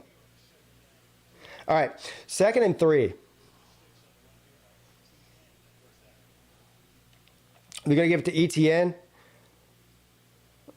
Just short of the first down, it looks like. 1st and 10. Oh, no, he did get the first down. 1st and 10. 27-7. The Chargers leading, one of the biggest ass whoopings that we've ever seen in the NFL playoffs in recent history. Trevor Lawrence with 3, not 1, not 2, not even 4, less than 4, but 3 interceptions in the first quarter of the game. On first down, he's going to throw it complete to Jones for about 6. 2nd down coming up.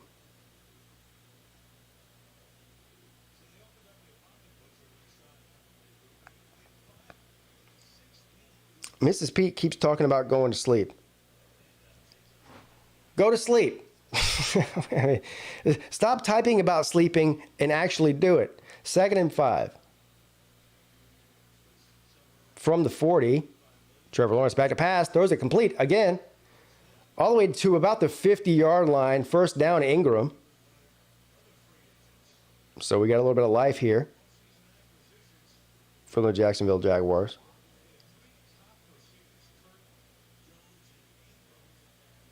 Sleep type. Yeah. Yeah. Wow, I'm actually surprised it's only 13 and a half. So according to Nature Boy, I was asking about this earlier. I haven't bet on a single game all year. I haven't bet on an NFL game or a college game all year. But I for some reason, I still find it entertaining to watch the lines change throughout the game. 2nd and 5. Wow, big play by the Jaguars all the way down to the 20-yard line, 1st down. But I always do find it entertaining anyway to at least look at the live betting lines as they change in Vegas throughout the game.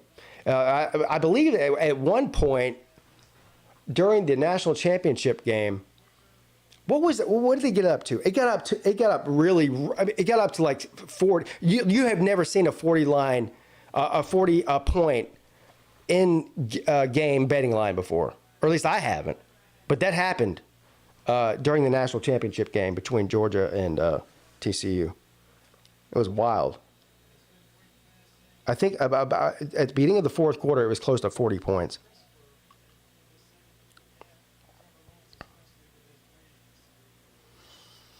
All right, 2nd and 7. 8 minutes and 5 seconds and counting left in the third quarter. 27-7, the Bolts over the Jaguars. Trevor Lawrence and company, he throws it in the end zone, incomplete. Intended yet again for Jones, who seems to be the only player in a Jacksonville Jaguars uniform that's capable of catching a football tonight.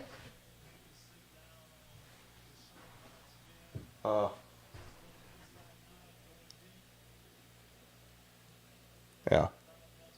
That was good coverage there by Samuel. Yeah, yeah, that wasn't interference. No. Good no call there. 3rd and 7. From the 20.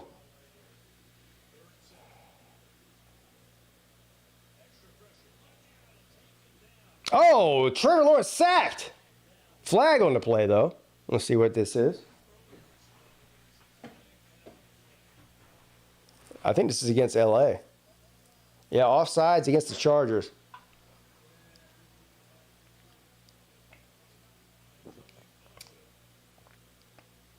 Joey Bosa offsides.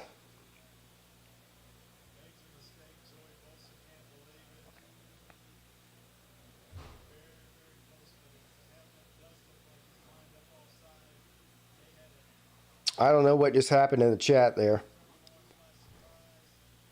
But it is what it is. 3rd and 2. This is a huge, Donald Trump huge. The hugest third down in the history of third downs. Huge. Trevor Lawrence dumps it off to ETN. The ETN's got room. He's going to get inside the 10 all the way down to the 6. Gets pushed out of bounds. 1st and goal. Jaguars.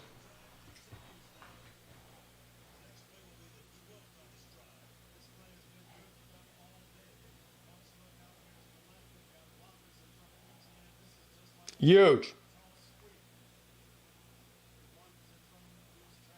That was huge. I'll tell you what. 1st and goal. If you don't give, where is ET? Trevor Lawrence throws it on the flat, complete. He trips immediately, gets about 2 yards. Why is ETN not in the game? And why are you a 1st and goal and you take ETN out of the game? You've got 2 players that have done shit for Shinola the entire game so far. Well, 3, actually. One of them's ETN, and the other one is Ingram. Right? ETN's back in now. And then Jones. That's your 3 guys. ETN, Ingram, and Jones. That's the 3 guys that have caught 99% of the shit that you've done.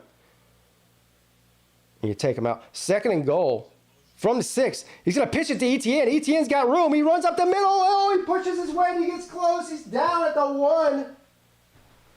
3rd and goal.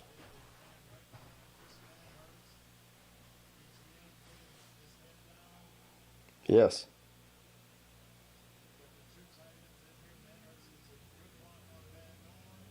Yeah, RIP to the Seahawks, though. Green team is close. 27-7.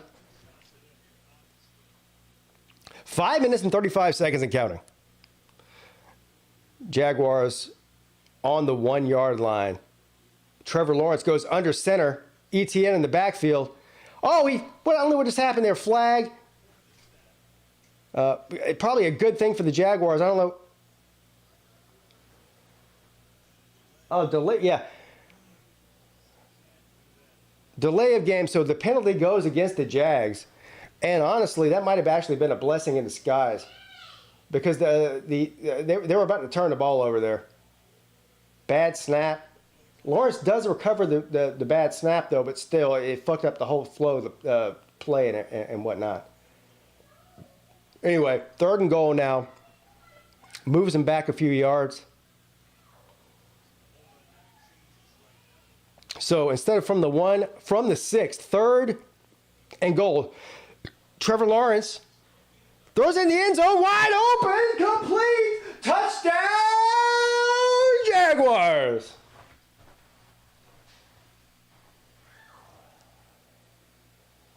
Jags ain't done yet, Jack. Look, I still think the Jaguars are going to lose, but I'm going to play this up for the. Why not? Woo!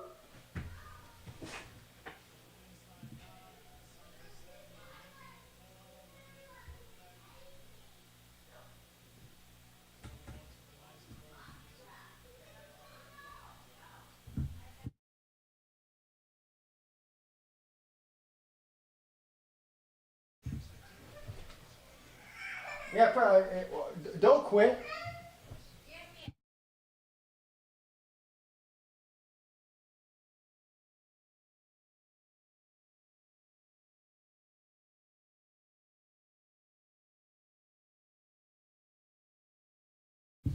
Jacksonville Jaguars back in business, baby. That's why I didn't shut the stream down. I knew this was going to happen.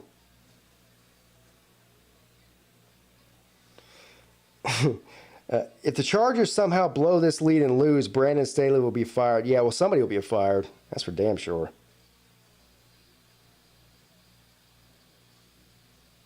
I think they have a good shot at winning it. Really? Well, yeah, a shot. So you're saying there's a chance?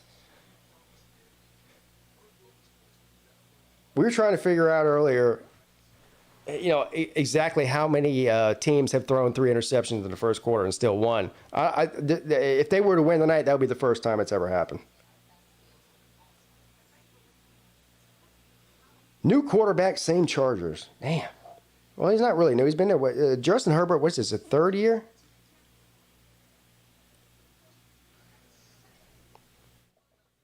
Right? Herbert's third year, right? I think it is.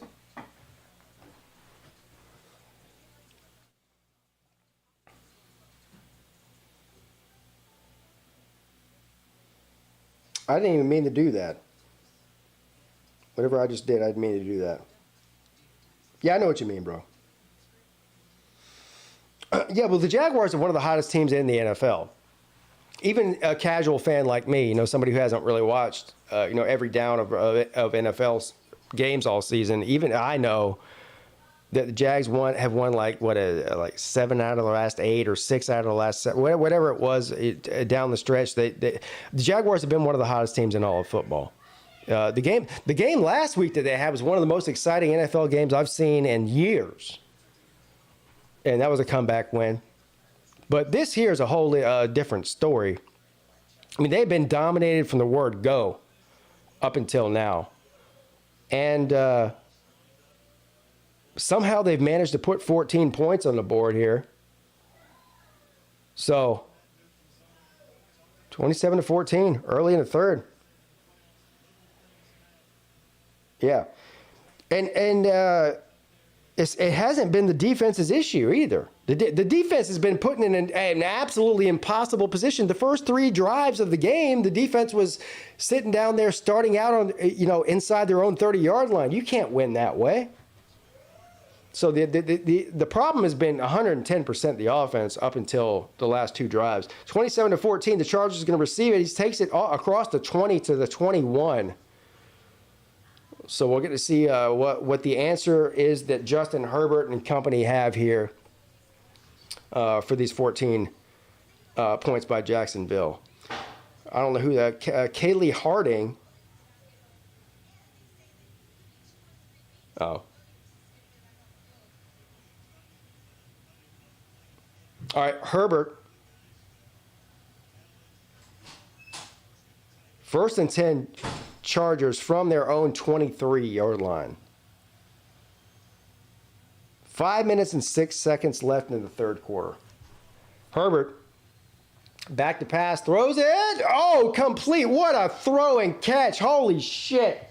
They're going to say, the Jacksonville defender saying no catch. It looked like a catch to me. We'll see. I'm sure they're probably going to replay this and look at it for 15 effing minutes. Everett, yeah, that's a catch. What was he talking about? 1st and 10, Herbert throws it to a coach on the sideline.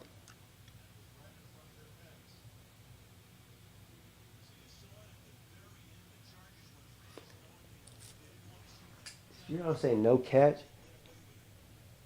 Oh, I mean, I don't, bro. I don't know if that's okay. And then this is like targeting. Yeah, okay, I see. The ball moved. He still came down with it with control of it.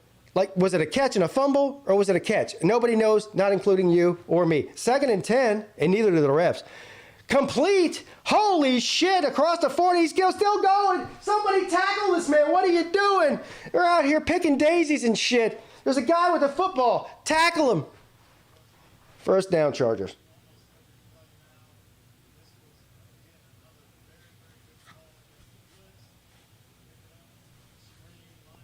Yeah, hitting the ground doesn't mean it's not a catch either. That's the problem.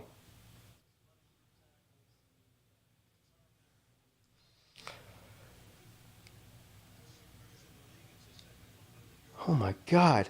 Everett just absolutely embarrassed the Jaguars defense there. 1st and 10. Herbert's going to hand the ball off. Oh, good play there. Defensively, a loss of a yard or maybe even 2. 2nd down coming up.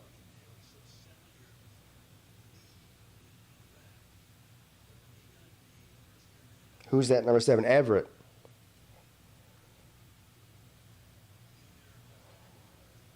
Second and 11 now for the Bolts.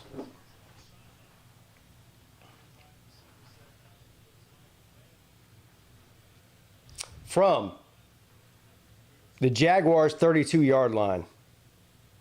Herbert, back to pass. Under pressure, throws it into the ground, incomplete. Avoided a sack there. A heads-up play by Herbert to get rid of the ball before he got sacked there. That would have been about a 4 or 5 yard loss. 3rd and 11 coming up, though. Momentum swinging in the Jags' way. Wow, who would have thunk it? Who would have thunk it?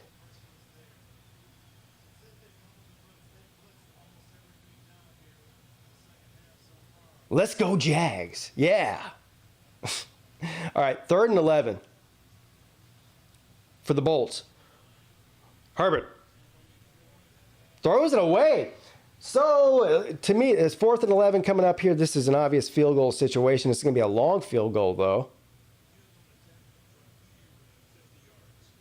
It's going to be a 50-yard field goal, so obviously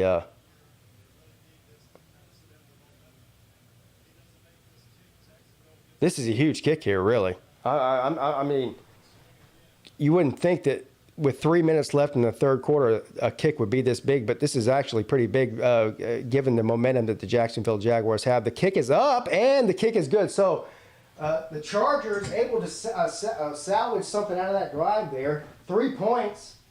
I'm tripping over shit over here. I got more wires going across this room. You know what this room looks like? You know, you remember back in... You guys remember back in well, some of you don't remember because you're not old enough. You remember back in the like the late '90s or the mid '90s when computers became a thing, and if you went into like to a computer class or something, there was wires everywhere. I mean, there was no such thing as the wireless internet back then. There was wires hanging everywhere. That's what my YouTube studio looks like. It's just a big giant conglomerate of shit to trip over. That's all it is.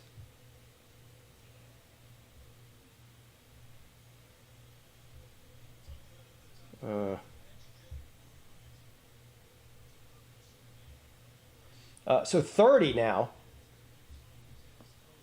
30-14. I know some of y'all remember that computer. What was the class I took in high school? Mrs. Peete. What was it called? Oh, computer technology. Now you're talking about. Hold on. Damn, the game's already back on.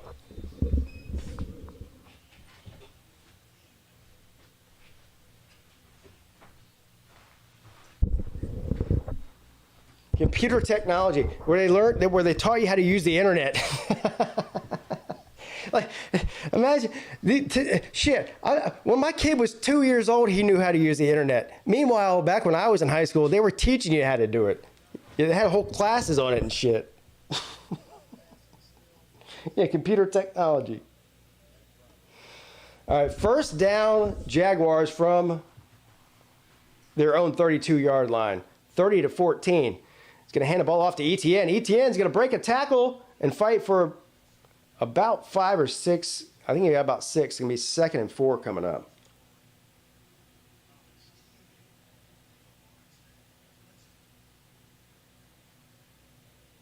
Windows 98. Yeah. Yeah. Back in the day, there used to be one computer for the entire house, too. Like, you know, you didn't have your own tablet and shit. There was one computer, and people would fight over time. I need to use a computer. Well, I got to use a computer. Well, you start having people sign up for times to use the computer. Well, I get to use the computer between 4 and 5 on Mondays, okay? All right, fine. But I get it on Tuesdays at 7.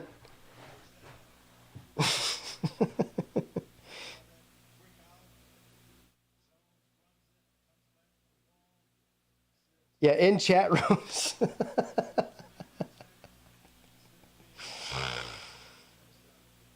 Yeah. 1st and 10. Good play by Etienne on first down. Picks up about 8. Yeah. Don't pick up the phone. I'm trying to connect to the internet. Yeah, stay off the phone. I'm trying to connect.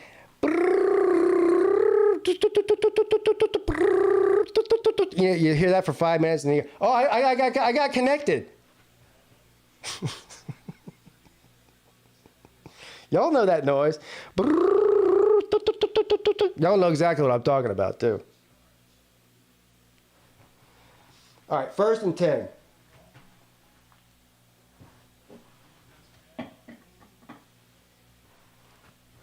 From the 39-yard line.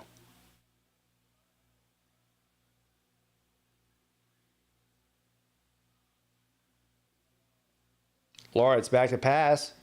Throws it deep. Wide open is Jones. Touchdown, Jaguars. Holy shit. Touchdown, Jaguars.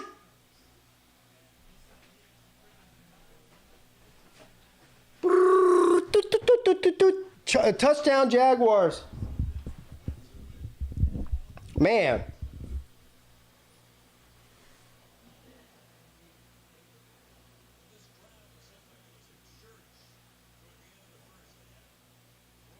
Ah, damn.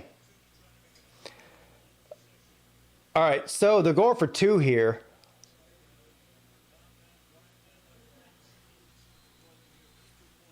Let's see what they got. Going to make it an 8-point game, which is kind of weird, honestly, in the third quarter, but whatever. Lawrence looks into the end zone. Incomplete, intended for Jones. So it's going to be 30-20. A 10-point game, though. A 10-point game? I'll take it. I'll take it.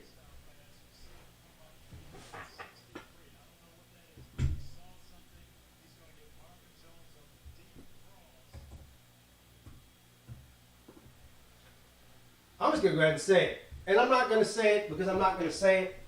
Well, I am going to say it. Well, I'm going to say it, but I'm not going to say it. I don't want to say it, but I'm probably end up going to say it anyway. So I may as well just go ahead and say it. And what I think I'm going to say is, if Jacksonville wins this game, is that the biggest embarrassment that we've seen from a team? I'm talking about the Chargers now. I think the answer is yes. I'm not going to say it, though, because it's way too early. There's still a 10-point lead. The Chargers have pretty much dominated this game, so I'm not going to say it. But if I was going to say it, that's what I would say. You know what I mean? So I'm not going to say it, though. Answering machines are more complex than our phones. Answering machines are the worst things that ever happened to the human race.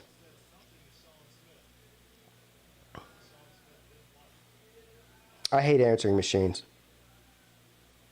I hate voicemail too. Listen, if you guys know me, Anybody that knows Pigskin Pete, I'm not even Pigskin Pete, Joe, like the real guy. You got my phone number. You call me. There ain't no answering machine. There ain't no voicemail. The shit's full. It's been full for 10 years too, and that's not going to change. I've never deleted a single voicemail message, and I won't even answer it. To be honest with you, I have caller ID. If you call me and I want to call you back, I'll call you back. If I don't, well, I won't. I haven't checked my voicemail since 1998.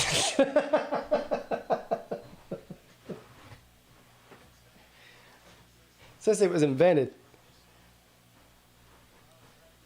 I don't even know what my voicemail message is. I think you know what I think my voicemail message says? I think it pretty much says, I'm not answering your voicemail. I'm pretty sure that's what it says. If you call my phone, you get voicemail. I'm pretty sure it says, it's me on there going, yeah, I'm not going to answer this. So don't even bother leaving a message.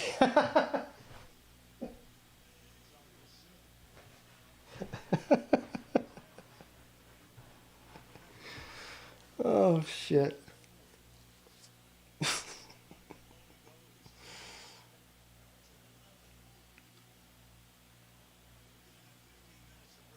I got your text, Jesse, or Raj.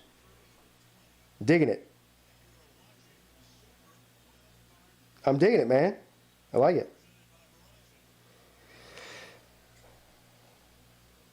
All right, so we got a game on our hands here, guys. We got a game on our hands here. I can't believe it. It's a miracle. It's a Christmas miracle. Is it even Christmas time anymore? No, it's not. Well, it's a post-Christmas miracle. How's that sound? You've been missing all of your urgent car warranty calls. Yeah.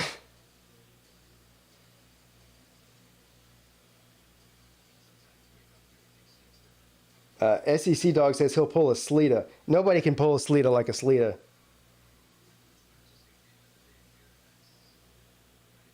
Nobody pulls a Sleeta like a Sleeta.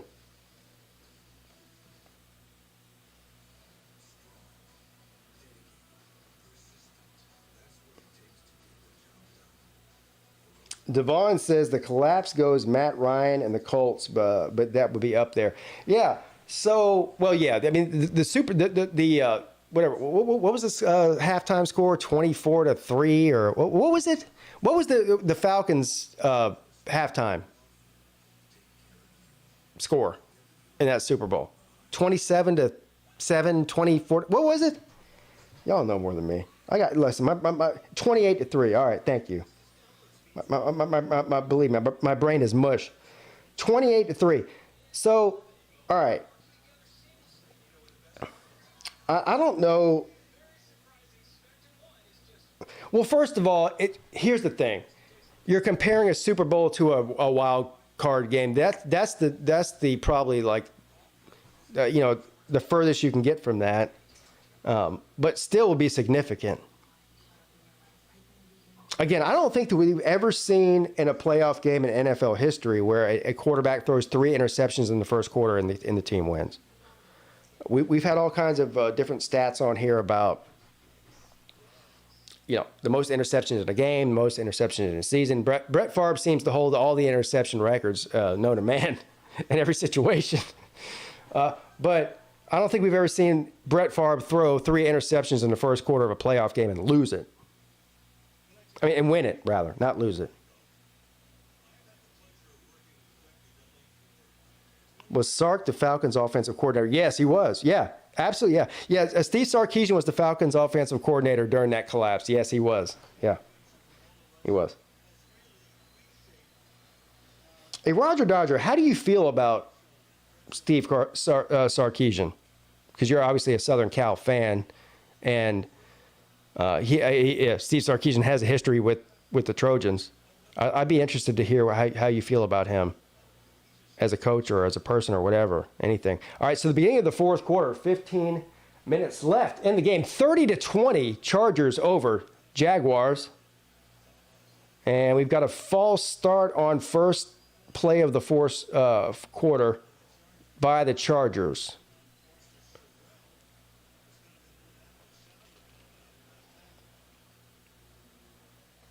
First of all, Brett Favre as a football. You know what? How come all of my favorite football players are weirdos?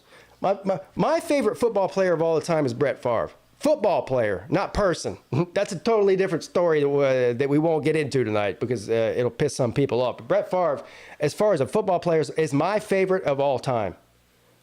Growing up, watching Brett Favre was just, he was the most exciting NFL player in my eyes growing up. And my favorite college player is Deshaun Watson. So. I don't know. Maybe my judgment of character is somewhat questionable. I don't know. Between Brett Favre and Deshaun Watson. God damn. 1st and 10. I'm just talking about from a football perspective. All right, so Herbert is going to hand the ball off on 1st down, and they're going to pick up about 3 or so on the run. What's up, FSU? Yeah, I love Brett Favre, man. The player, again, Brett Favre, the football player, was the most exciting guy I've ever seen play football, period. 2nd and 6. From the 34. Oh, shit. Herbert under pressure. He's going to get sacked and then thrown down and sacked again. And now there's a flag. Holy shit.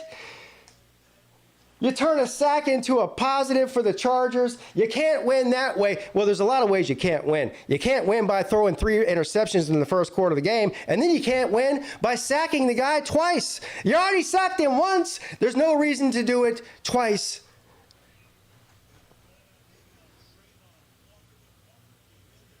A man got sacked and sacked again.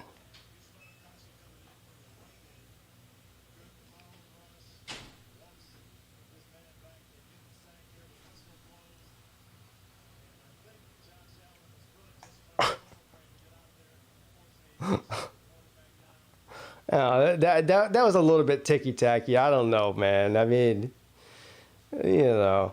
I mean, he grabbed him by the shoulder pads and the jersey and shit. He shouldn't have done that, but you know, it might have been a little bit of a flop there by Justin Herbert. All right, so 1st and 10 after the penalty.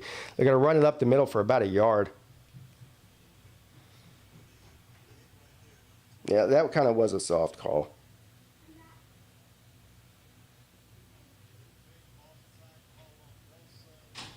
John Elway, another one.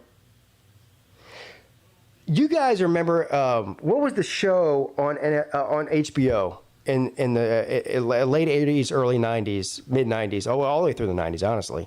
It was NFL film. What was that show that came on every week on HBO, the NFL show? The greatest show probably. You know what? It is the greatest sports show of all time, as far as I'm concerned. You guys know what I'm talking about? What was it called? Inside the NFL? Yeah. Who was the announcer guy on there? The guy, yeah, Inside the NFL. That's it. Man, I used to look forward to that every week. 3rd and 9.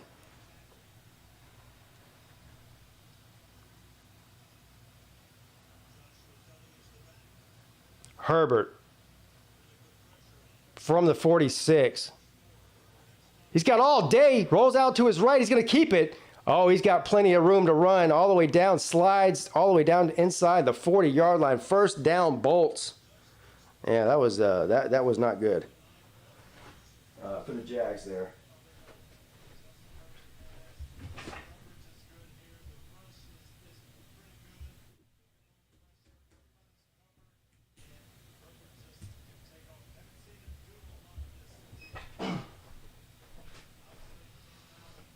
Yeah, that was huge there for the Chargers.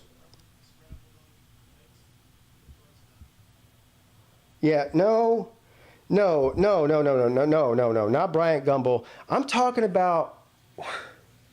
Was it Inside the NFL? I think it was no. Inside the NFL was the late night show that came. I'm talking about the one that the end of every single NFL week, they recapped all the games and they had a guy. It was basically. It was kind of a recap show, but they showed clips of all the games, especially the bigger, more exciting games in the NFL, and it was all slowed down. And you had the guy on there, not Bryant Gumbel. I don't know who the guy was. What his name was. I know you guys know what I'm talking about.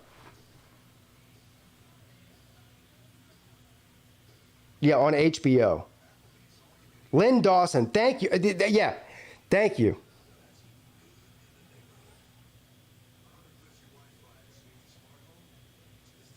Yeah, Chris Berman was also amazing and fantastic. Yeah, funny story. I met Chris Berman's brother. I actually he used to be. He was a client of mine for the business I used to own, and he lives here in Charleston. And he was all too excited whenever I went over to his house to work for him to tell me that Chris Berman was his brother. He was all too excited about it. I was like, okay, that's cool, man. I love Chris Berman, you know. But it's just like, hey, man, nice to meet you, you know, blah, blah, blah, about work. Hey, guess who my brother is? Who? Chris Berman. I was like, oh, that's cool. Kind of weird that you're telling me that, but congratulations, I guess. I don't know. I mean, it was weird.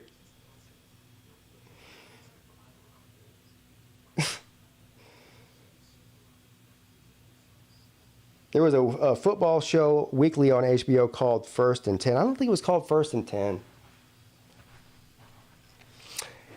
I even remember what day it came on, too, and what time. It came on at 10 o'clock in the morning on, I believe, Wednesdays. Yeah, it was like 10 o'clock in the morning on Wednesdays during the late 80s and probably throughout the majority, well, definitely during the early 90s. I don't know if it was, no, it wasn't, I don't think it was still a thing in the late 90s either.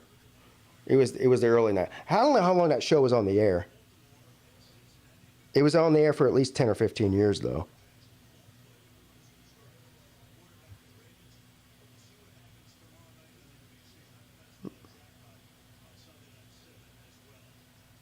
What's up, Brentley? All right, so here we go. First and 10, Chargers. Just inside of 12 minutes left in the game with a 10-point lead all the way down to the Jaguars 41. Herbert back to pass, throws it. Stretches out, but incomplete. Good coverage there by the Jaguars. Flag down on the play. And I think this is going to be against Jacksonville.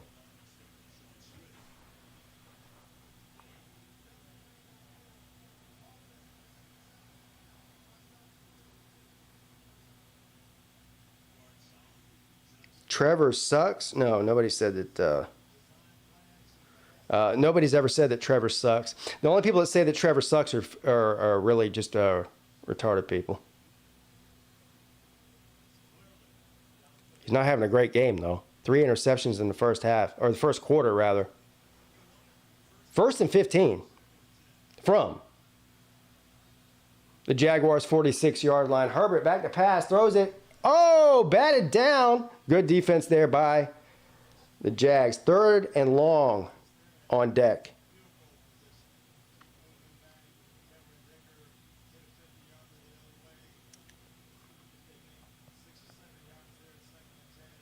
Yeah, I don't think I'm talking about inside the NFL. Maybe I am.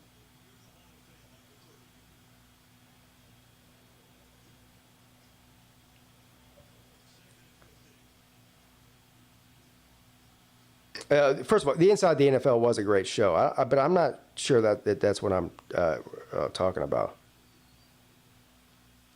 All right, 2nd and 15. Herbert over the middle, complete. And he's going to get to about 3 or 4 yards short of the first down. 3rd and 4 coming up.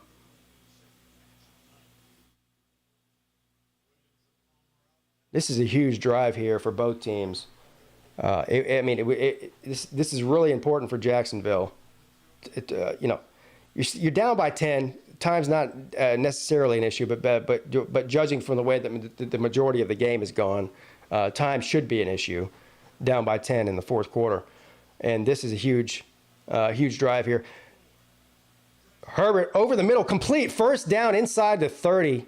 Now they're definitely in field goal range.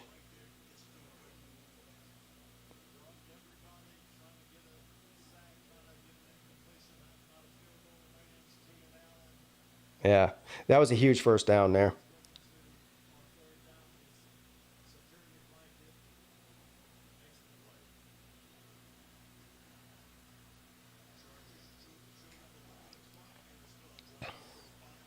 All right, 30 to 20, 1st and 10 now. Herbert from the Jaguars' 29-yard line. Going to hand the ball off. He's got room to run. Breaks a couple tackles. Picks up maybe 4 or 5 on first down. The clock continues to run inside of 10 minutes and 15 seconds left in this game. If you're the if you're the Chargers right now, yeah, you want to use the clock as your friend, right? The clock is your friend. So you'll probably be seeing a lot of running the football by the Chargers. If they're smart, that's exactly what they will do, and take every single possible second off the clock as they can and try to get some points out of it. So now, again, 9 minutes and 40 seconds. Herbert hands the ball off. Good run there. Picks up about 3. 3rd and short coming up.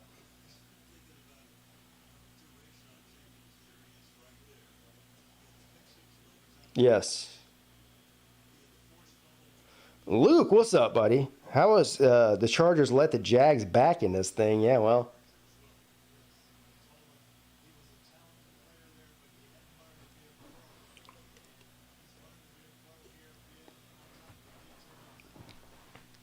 Third down. This is huge. Huge. This is the hugest third down in the history of third downs. It's huge. Chargers. Herbert's going to roll out to his right. There's a flag thrown before he even throws the ball. He throws it in the end zone. Incomplete. We'll see what the flag is here. That might have been a free play. And I think that might be against LA. Yeah, it is. A holding against the Chargers. Penalty is declined. 4th down.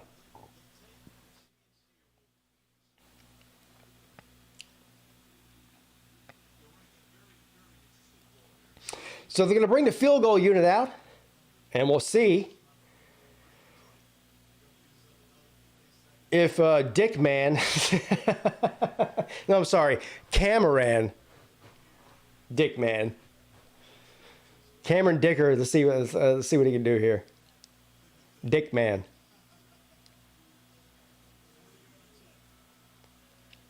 From 40 yards, the kick is up, and holy shit, I thought he missed it. Wow, I thought he made it. It looked like it went through. He missed it. No good. No good. Dickman was swinging it to the left.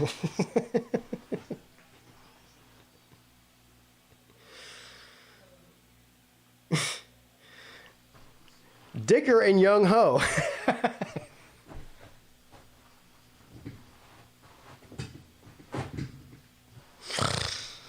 Oh, man. We got a game here, guys.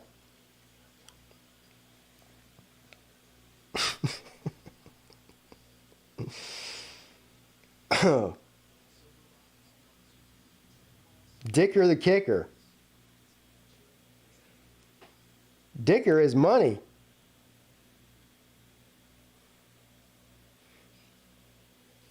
Seriously, though, we got a game on our hands. It didn't look like we were going to have a game on our hands, an hour ago, did it? No, it didn't look good at all. So we got a game here. That was actually huge. 10 points left. There's about 9 minutes left in the game, I think. We got a game here. And like I was talking about earlier, Jacksonville right now is one of the hottest teams in the NFL. And this is not the momentum has been swinging their way in the second half, no doubt about it.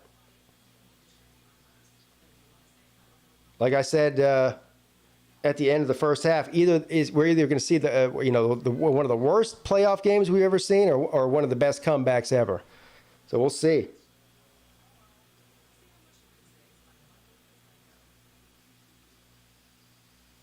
How does one throw four?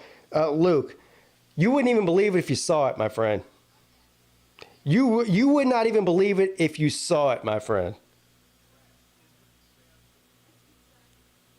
I'm sure you will see it at some point with the highlights and whatnot. But yeah, not only 4 intercepts, but 4 bad ones too. 3 in the first quarter. At least 3 of the, well, they're all bad.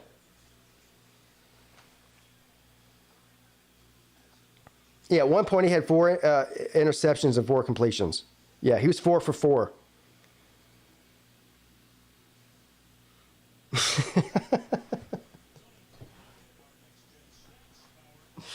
Ryan says the 49ers would curb stomp them. Who's them?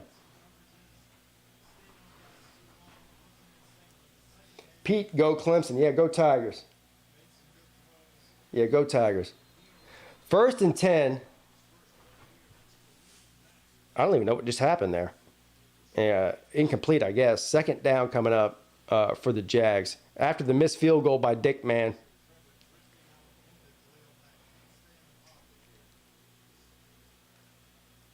They're doing a close-up on Trevor Lawrence's crotch, which is weird as shit. What are they doing? Who's the cameraman here? The fuck is going on? 2nd down.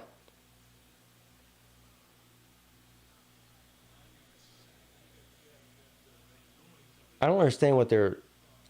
I've got the volume down so that so that YouTube doesn't shut my stream down. So I can't really understand what they're saying.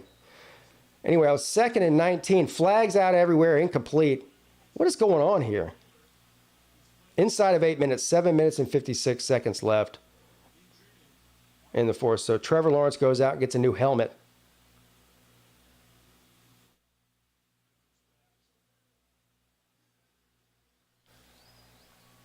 Looks like the flag is against the Chargers. Pass interference. So something's wrong. Yeah, thank you, by the way, for that. Yeah, I can't hear it. So what what I'm reading in the chat here, something's going on with Trevor Lawrence's thumb. Is that what it is? Oh yeah, yeah. There you go. Yeah, it's bleeding. What did it like rip his fingernail off or something? I think it might be his fingernail. Anyone who's ever ripped off a fingernail, it gets really bloody. Yeah, so they just put tape on it. 1st and 10, Trevor Lawrence hands it off to Etienne. Etienne's got room to run. He picks up about 4 or 5, or even 6 maybe. Yeah, I think that's what happened. I think he got maybe his fingernail ripped off or something, or broken.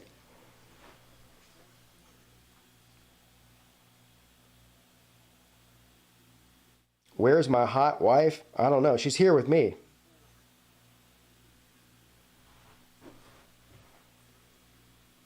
Second and 4. Lawrence throws it. They're saying incomplete. He's saying complete. Which is it? What do they call it? They said he get it. 1st down to Jones. Let's see here. Oh, no. Yeah, see? Again.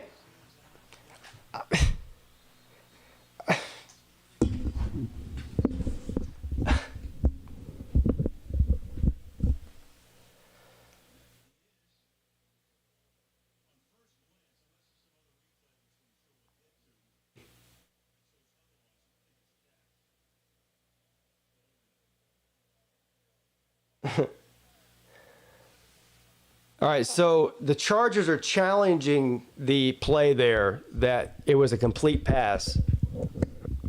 And again, we go back to we saw the same thing earlier, right, with the Chargers player. So he catches the ball. The ball does touch the ground, but the ground, does anybody even know what a catch is anymore? No.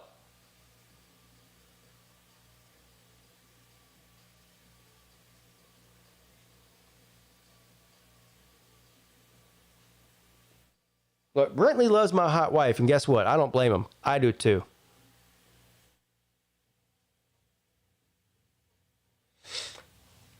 Yeah, so I don't really think there's enough evidence, because that's what it's all about, right? It's how much evidence do you have to overturn the call on the field, and I don't really think there's enough evidence there. He does bobble the ball hits the ground, but I don't know if you can say that wasn't a catch or not. It's just one of those things that nobody knows, and whatever the call is, you can find an argument to support it. You know.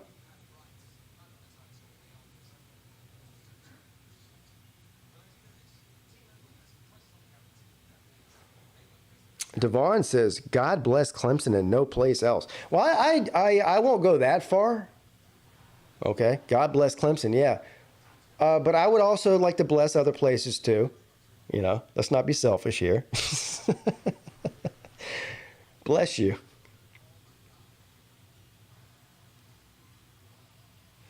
We need a Bobby Durkins and Peete show one night. You know, me and Bobby Durkins used to do a show together every week. I think I can't even remember. We might have done it twice a week.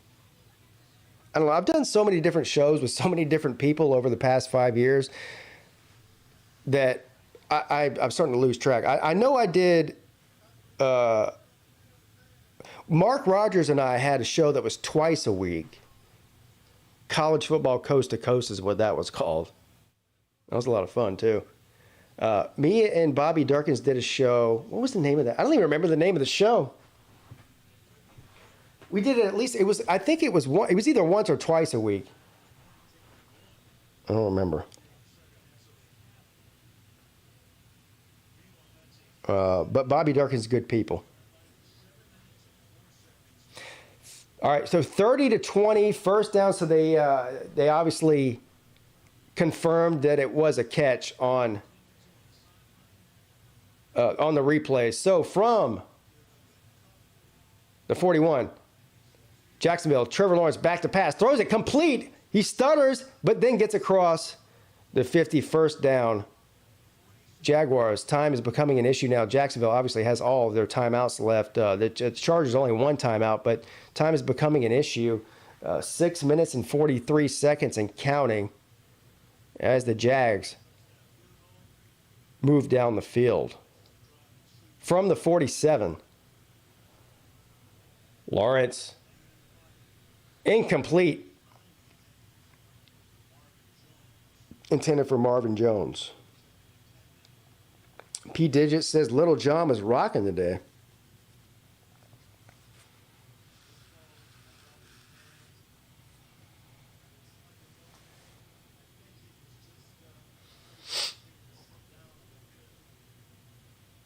Yeah, Clemson's basketball just dominating the ACC right now. It's getting sad for the rest of the ACC, the way that Clemson's dominating all the sports. I don't know what they're going to do. They might just need to rename it the Clemson Championship Conference. 2nd and 10.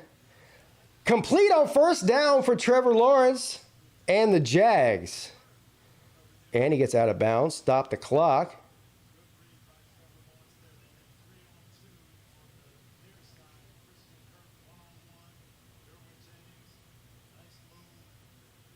Do you think that Grisham will remain the wide receivers coach with Riley taking over? Yes, I do.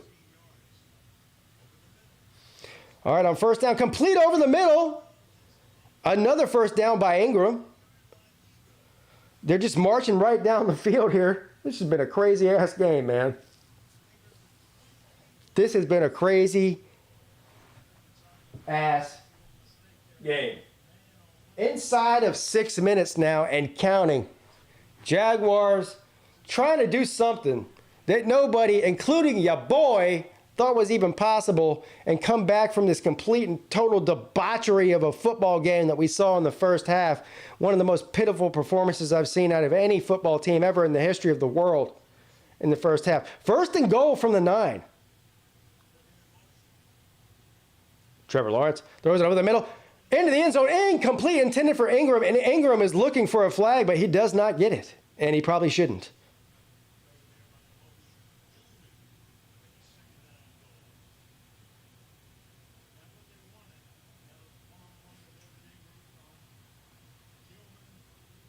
Yeah, I don't know. That might have been interference. I don't know on Ingram. He did kind of grab him around the waist and whatnot, but I don't think he would have caught the ball anyway. So it's really a moot point at this juncture. 2nd and goal. Jaguars from the 9-yard line. Trevor Lawrence throws it into the end zone. Complete. Touchdown, Jaguars. Holy shit. I can't believe it. I can't believe it. An extra point away from being down only 3 points after getting completely blown out in the first half. Holy shit. What a pass and catch. I mean, that looks like nothing, right? Like a little, whatever, 12-yard pass, a 9-yard pass. Oh, great. My TV just turned off. Damn it.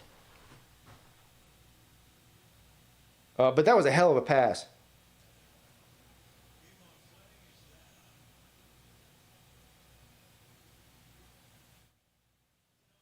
All right, there it is. Wow. Wow.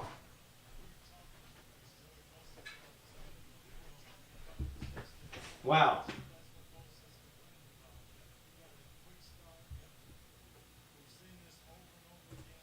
I don't even know what are they discussing over here? Yeah, I know I just put 27 on the board. They haven't kicked the extra point yet. I'm hedging my bets. But what's the discussion going on here? There's a flag.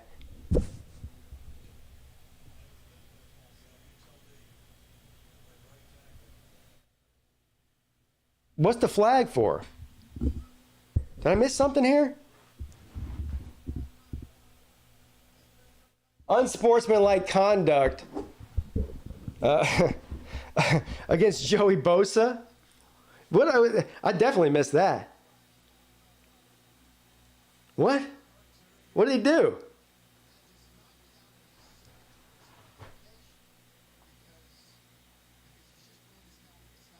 That was actually a false start by the Jaguars. No doubt. On the replay, you could see it.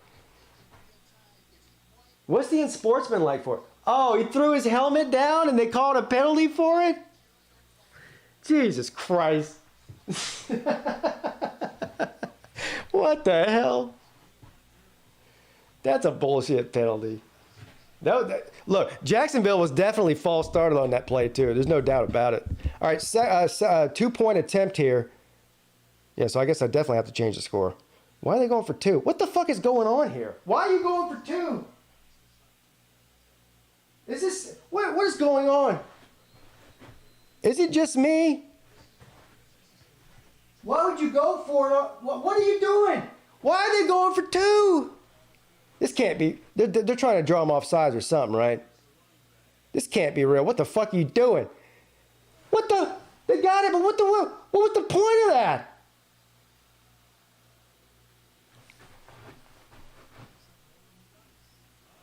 What?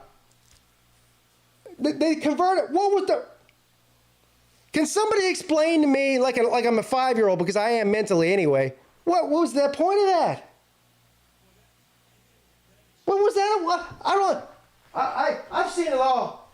I retire. What? What the... Oh, yeah, the chart? Oh, Jesus Christ with the goddamn chart. Don't tell me the chart. Listen. Don't tell me. Don't even sit here and try to tell me that the chart said to do that. There isn't a chart in the history of mankind that says to go for 2 there. There's not a single chart. You could do physics equations, calculus. There isn't a single goddamn equation where that amounts to that. It just doesn't happen. What was that? I mean, if you don't get it, listen. It's one thing if you do get it like you got it. That's great. But if you don't get it, then you just look like a giant idiot.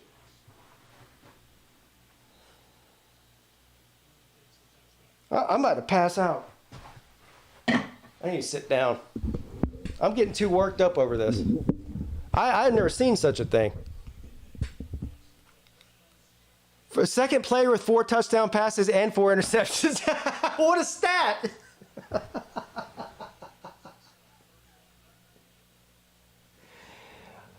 Hey, man, I hold records. What do you hold records for? Bro, I threw 4 touchdowns and 4 interceptions in the same game, bro. All right, 1st and 10, Chargers. Herbert under pressure, sacked inside the 20. Holy shit. Holy shit. This is just getting weird. This is just getting weird.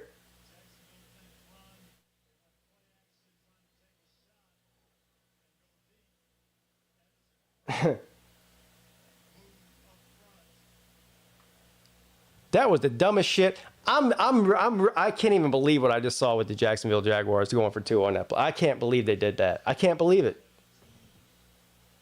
2nd and 17. From the 18. Herbert dumps it off into the flat. And he's going to pick up maybe a yard or 2. Eckler, it's going to be 3rd down coming up. Oh, the momentum is going the Jags' way. Holy shit.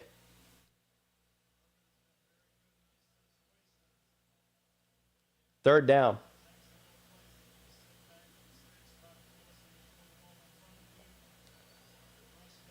I understand. Yeah, of course. Look, anytime you do something like that, and then look, let's get through this drive. I'll give you my opinion on that whole thing. I still can't believe they did it, but I understand. 3rd and 13. Herbert's gonna throw it. He caught it. He dropped it. He caught it again. I don't know. The guy caught it twice. Did he get 2 receptions for that? I don't know. Anyway, he's short, 30-yard line. Man caught it twice. How do you catch the same ball twice? We've seen some crazy shit in this game. I'll tell you that right now. I've seen 2 passes at the same time tonight. I've seen 2 catches. This is not even possible. This isn't real life. We're definitely in a simulation. We're in a simulation. I'm convinced of it now. I wasn't until now, but now I am. All right, so Chargers are going to punt on 4th and 5. The punt is up. And the ball is going to take a Chargers bounce. And the ball rolls down to about the 30-yard line. This shit is wild. Yeah, who was it a minute ago that said, where is it? Let me find the comment. Something to the effect of, it looks stupid unless it works. And this is the thing. He's 100% right. When you do these stupid trick play, like for example, the onside kick that nobody expected in the 2015 national championship game between Clemson and Alabama. Nick Saban looked like a freaking genius because they converted that, and it actually ended up it being the reason probably that they end up winning that game. But if he wouldn't have, if they wouldn't have converted that onside kick, it wouldn't have looked as genius as it did. So the guy's 100% right. But I don't understand. But this is a different situation than even that. The reason that Nick Saban did that and that time in that game was because he knew that he was going to lose the game, and Clemson had the momentum. In this game, a totally different situation. The Jaguars have been the one with all the momentum, not the other way around. And for them to do that at the end of the game was a really huge risk as far as I'm concerned. 2nd and 10, Trevor Lawrence throws it complete across the 31st down, all the way up to the 34-yard line.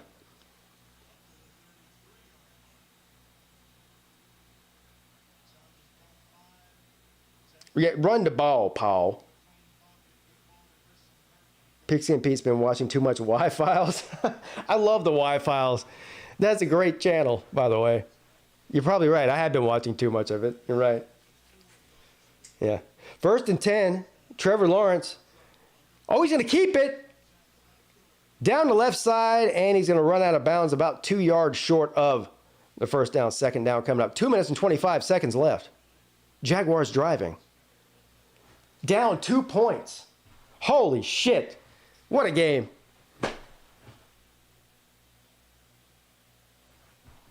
We're getting spoiled. Guys, we are totally spoiled football fans, is what we are.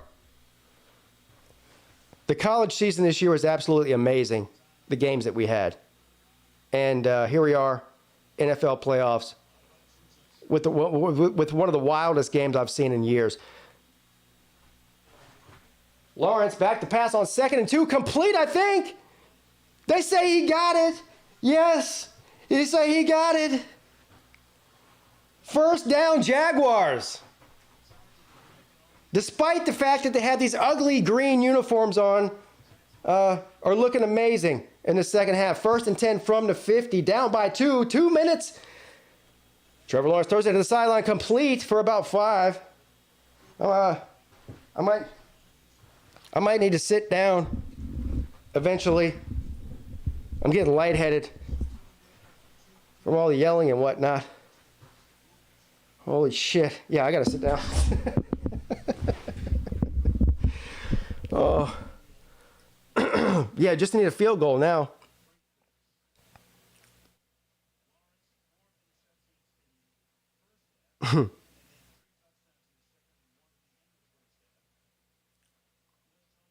This game is amazing and fantastic. Yes. And I would like to go ahead and pat myself on the back because I don't do that often enough. I did consider shutting the stream down at halftime because it was just so embarrassing and honestly kind of boring. Well, you guys aren't boring. That's the reason I'm still here. It's because you guys aren't boring. I like hanging out with you and watching football. But the game itself was boring and kind of sad and pathetic. But I said, no, we will not go quietly into the night and shut the stream off. We still believe, yes, as long as you have Trevor Lawrence and Travis Etienne and Doug Peterson, despite the fact that they're wearing shitty-ass uniforms that look like the Eagles, we will not go quietly into the night. All right, 2nd and 5.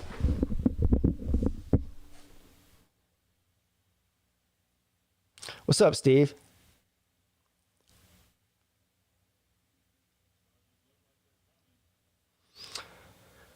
All right, so from the 45-yard line, 2nd and 5, Trevor Lawrence hands the ball off, and it's going to be very close to the first down. We'll see where they spot this here. Etienne, I think it might be about a yard short. Yeah, 3rd and short coming up. Down by 2. Now the Jaguars are using the clock to their advantage. Trevor Lawrence back to pass on 3rd and 1, incomplete. 4th down coming up. So this is going to be a long-ass field goal. What are they going to do here? Doug Peterson's about to do some weird shit, ain't he? I can see the look on his goddamn face. I know this look. It's the same look that he had when they went for 2 last time. Oh, shit. I told you. I know the look. I know the look. Doug Peterson look. Holy shit. Holy shit. Here we go. I'm not even looking at my phone in the chat because I know you guys are ahead of me and I don't want to be spoiled. What the fuck? 4th and 1. 4th and 1 from the 40. Holy shit. What happened? What's the timeout? Jesus Christ, Doug Peterson.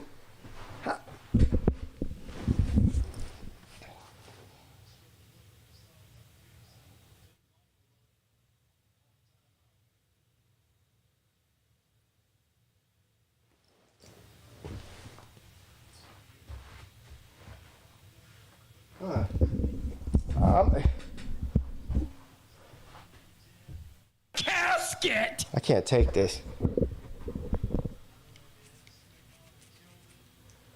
4th and 1. 4th and 1.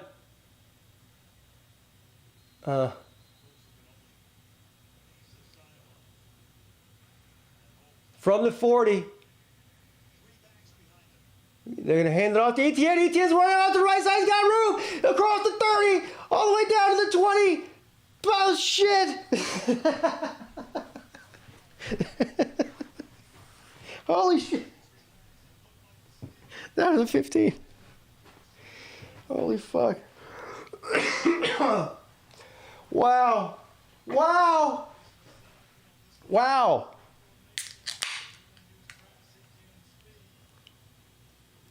Holy shit. This game is crazy.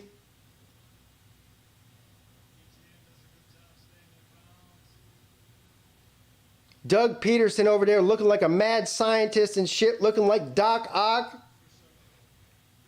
Fucking Doug Peterson looking like Doc Ock on the sideline. 1st and 10, they're going to hand the ball off. Oh, he gets hit immediately. Good defensive play there by the Chargers. 30 seconds and counting. 2nd down. 30-28. So the Jaguars, what are they going to do here? You got a chip shot field goal, basically, to win this thing. You're just going to let it run down. I guess that's what they're doing. Yeah. Yeah. They're going to let it run down, and they're going to take their shot with the field goal. Old Doc Ock over there on the sideline calls a timeout. Here we go, bro. Here we go, bro. What a crazy... I mean...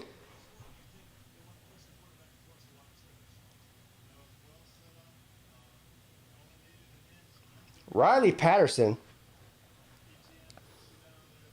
God damn, he looks so... He's got 15 years old. Riley Patterson looks like he's about 13. Well, hopefully he can kick a 13-yard field goal.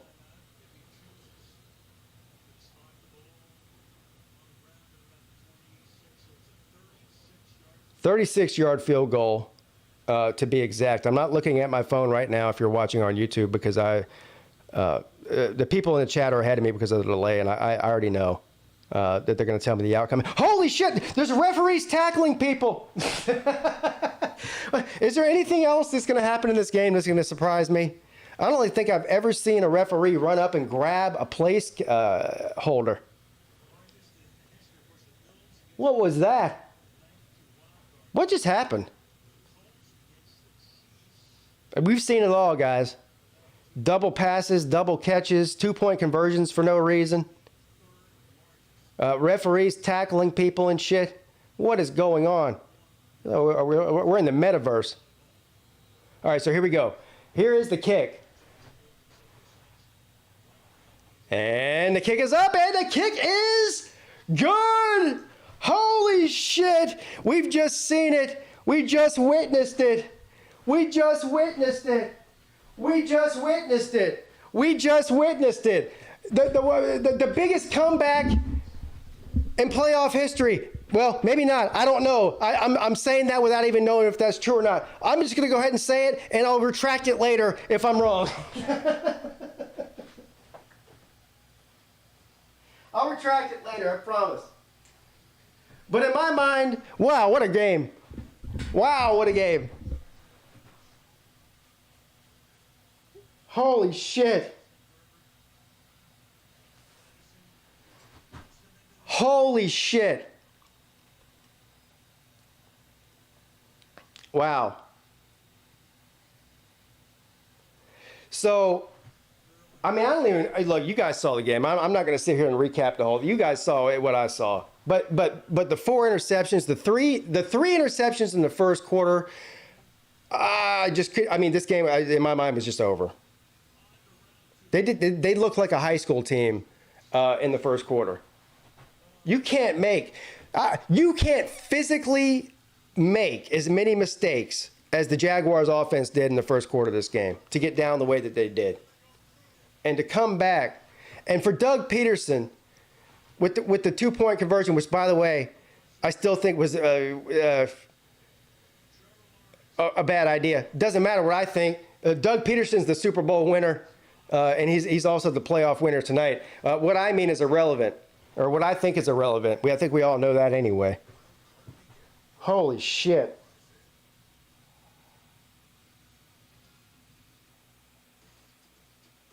Well, I can't even believe what I really can't even believe what I just saw.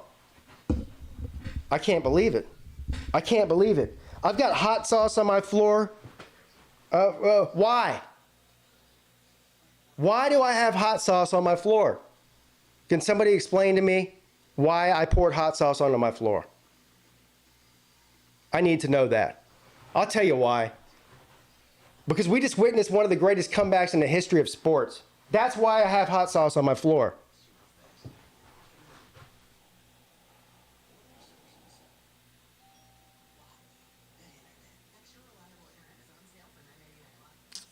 I honestly don't even remember why I did pour hot sauce on my floor. Was it because of the armadillos?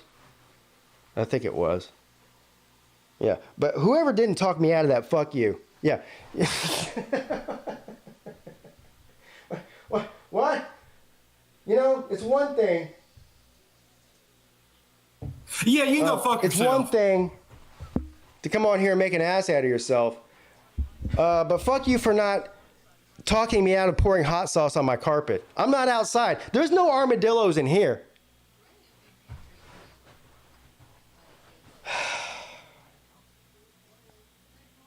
Waste of good hot sauce. Yeah.